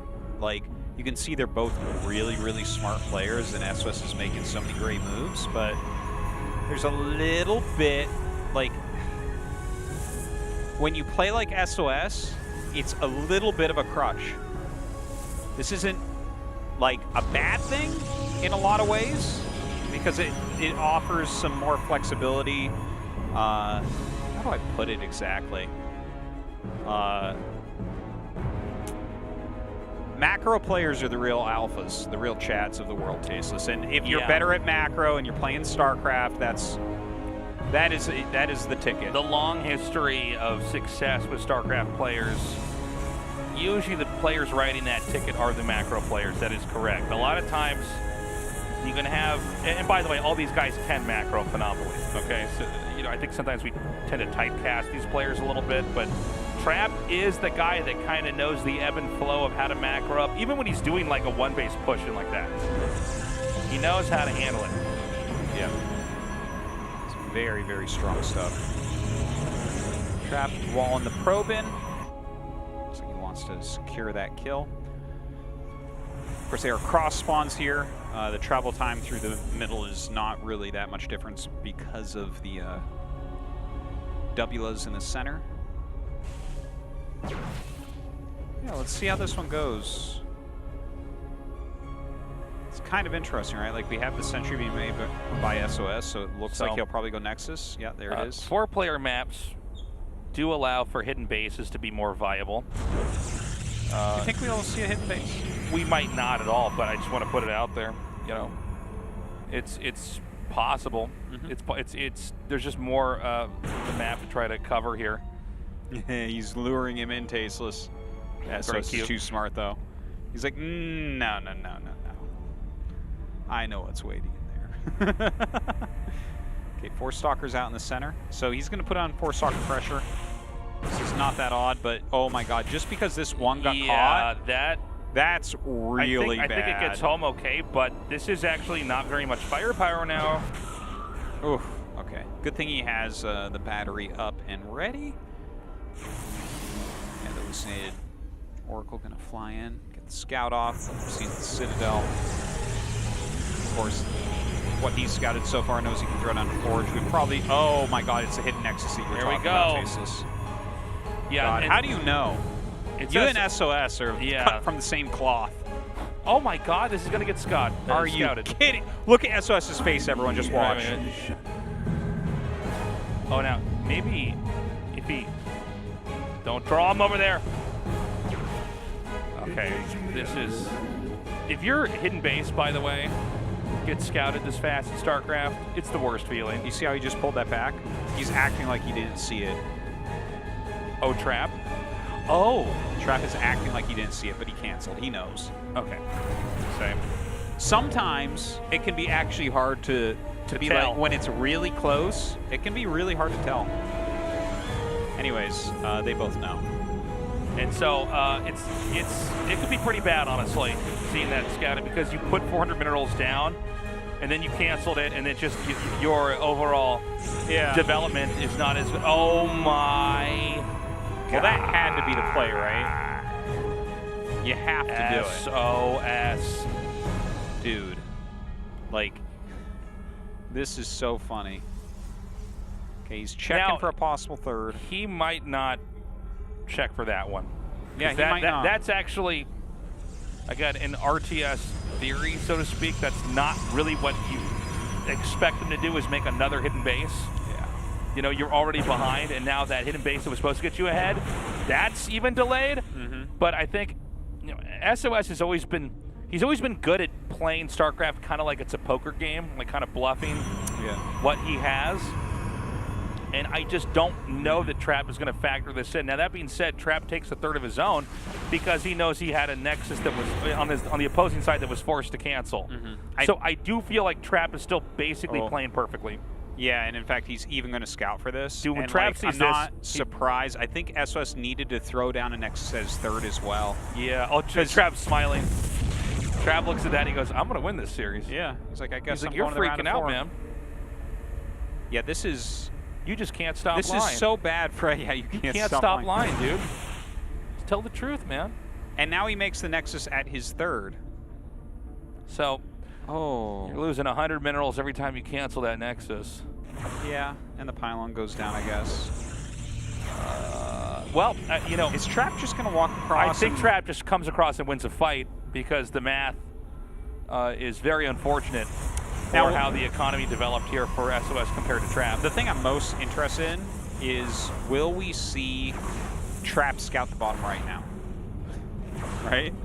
Yeah. Do you just or keep does he scouting just for it? know, like, okay. Well, I think at this point, if you just macro through, you probably are going to kill him, right? So SOS's deceptive style has just been entirely punished by good scouting, by being very thorough on a very, very big map. Yeah, we don't have 4-player maps on the ladder or anything like that, so things like this can be more tricky. SOS had that same thought as you, but so did Trap. Everyone thought it except me, Tastes. I wasn't even thinking about hidden bases. Oh, that's why me and SOS are a round of 8 players, Zertosis. Yeah. So SOS is going to be on the move here, but the army supply is about 10 ahead here for Trap, and that's because Trap was making attacking units instead of hiding Nexuses, and then got his Nexus out later. So that's why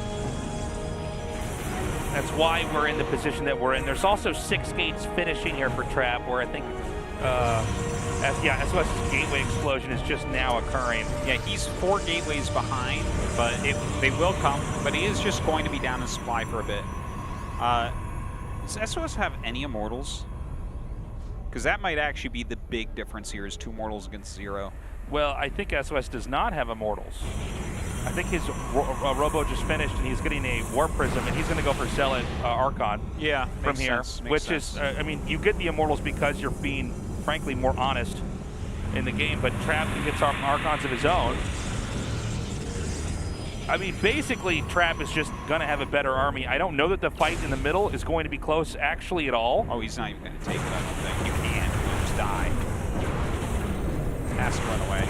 Swing forward there from Trap. Needs to wait for these Archons and Immortals to get up here. He might actually go around the right side here. It's a little bit safer. And this is where the push comes from. They're both expanding again. To be clear, everyone, SOS is behind. This fight just might be straightforward because he scouted the hidden bases.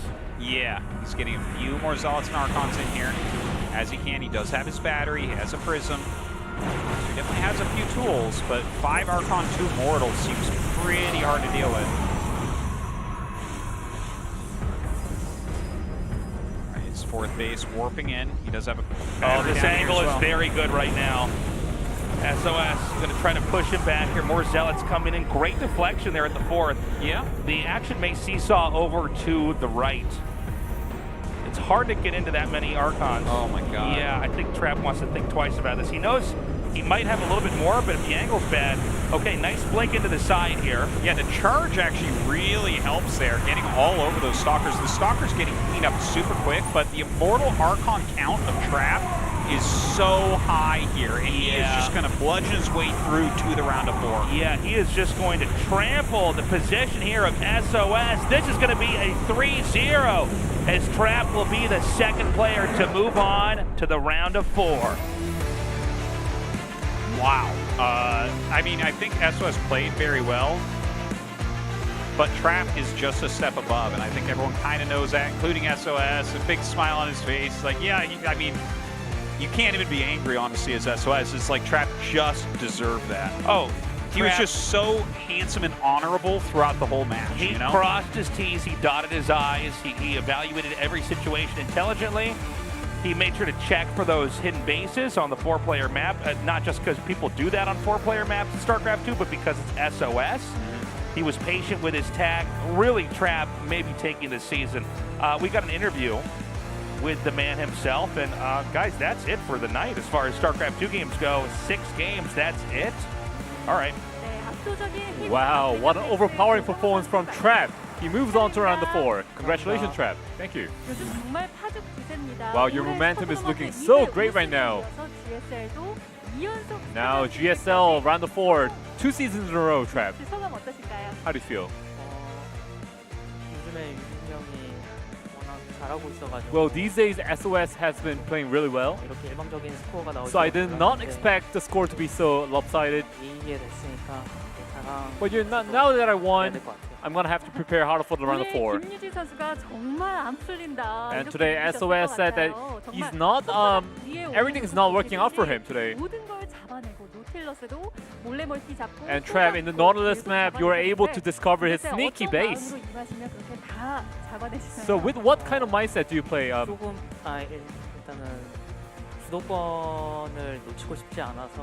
want to be the one that dictates the pace of the game. So I try not to fall behind in the Battle of Wits. And that was my mindset in today's game. And today, to be honest, I was pretty lucky. You know, everything went well for me. And every game, you're able to acquire the win by going for the timing rushes. And that was to grasp the pace of the game, right? Yeah, that's right.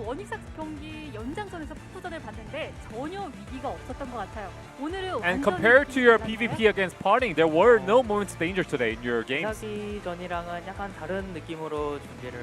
Well, you know, I did prepare slightly different than how I prepared for my match against Parting. I mean, this is a best of 5 series, which is quite different. And today I focused my basics and everything went well. And I think my preparation just suited for SOS did go well today. So now you move on to the round of 4, 2 seasons in a row. You're one step closer to the finals. And your opponent will be a Terran player, it is Bunny. So what do you think about Bunny? Well, you know, I watch him play these days. His performance is really good. 신기하게 저는 테란이 And surprisingly, 좋은 종족이라고 생각하고 있었는데 for me, I think a Terran is a really great race.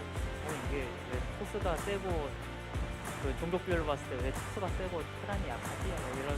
And you know, looking at the race proportion, you know, I wonder why there are more Protoss players than Terran players. 재선이도 좀 잘해가지고. But Bunny these days, he's playing so well. 토스가 구리다고 생각하기 때문에 경기 준비를 잘해. And even for the map pool, I think Protoss is weak in terms of the maps. 안 좋은 건 납득할 수가 없다. So you're saying that Protoss is weak? That's right. 자, 어쨌든 이재선 선수와 함께 4강을 So you will be playing against him in the round of 4. And Trav, you desire for the GSL victory more than anyone else. So anything you want to say? 16강전 끝난 지 얼마 안 되고 8강전을 It's been only a moment ago that I finished my round of 16. And since I won today, like I said in the interview before, I think this is going to be an advantage for me as I have a long preparation time before the round of 4. And I'll try to move on to the round of the finals as well. Congratulations, thank you. Man, those were some impressive PvPs. Honestly, I really did enjoy them. I do wish the games were a little bit more back and forth, but sometimes that just means we're going to have a very exciting round of 4. Yeah, I tell you, this is looking crazy. Bunny and Trap both making it forward. You know, you mentioned it's wild that Bunny is our sole Terran in the round of 8 and now the round of 4. Someone actually just tweeted at me that this is the first time, Tasteless, since 2012 that one of the 4 horsemen has not been in the round of 8 of GSL. Wow, that's crazy. Guys, 9 years. We always had one of the top 4 Korean Terrans, Maru TY, Beyond Innovation. At least one of them has been in every top 8 since 2012. How insane is that run from those 4 players? How insane, and the fact that that run has now been broken. It's crazy, man. Wow. It's exciting to be in a different era of StarCraft. And look, man, Bunny really looked incredibly strong. Like in every possible metric, he just looked like a much better player. And so it's going to be a great match with him against Trap. But first, Rogue versus Dark and Zhaun versus Parting, 2 mirror matchups to ensure the best possible ZVP we could have on the other side of the bracket. Yeah, this is going to be crazy, man. I feel like no matter what we're seeing anywhere, Rogue is still a favorite of the tournament. It's like, oh, you didn't get eliminated yet? Oh, you guys are in some real trouble now. Yeah, don't count Rogue out. Oh, we're getting into best of 5, best of 7 series, guys. Watch out. This is the last chance to get rid of him, Dark. And Zhaun versus Parting is going to be a very different PvP as well. It really is. I think Zhaun is like more stable than Parting. Yeah. But Parting will figure something out and bring some dirt. And I think, frankly, Parting's been a more robust player than SOS lately. He brings much stronger results. He really seems to have modernized his style while keeping it true to the way that he's been the most successful. He's cheesy, he's crazy, he's aggressive. Yeah. But again, he's very strong in macro games, too. I think SOS is having a harder and harder time trying to reinvent the game. Like, I like the hidden nexuses back there. It's smart, but, you know, the longer an RTS game is out, the harder it is to truly catch somebody off guard until somebody can really do something revolutionary. We just keep mapping these games out more and more and more, which adds this other layer of beauty to it. But the type of beauty that SOS peddles in, it's harder and harder to make it work, like you said. It's the more studied the game is, the more difficult it is for SOS not to win, but to get wins over and over and over with the styles that he has.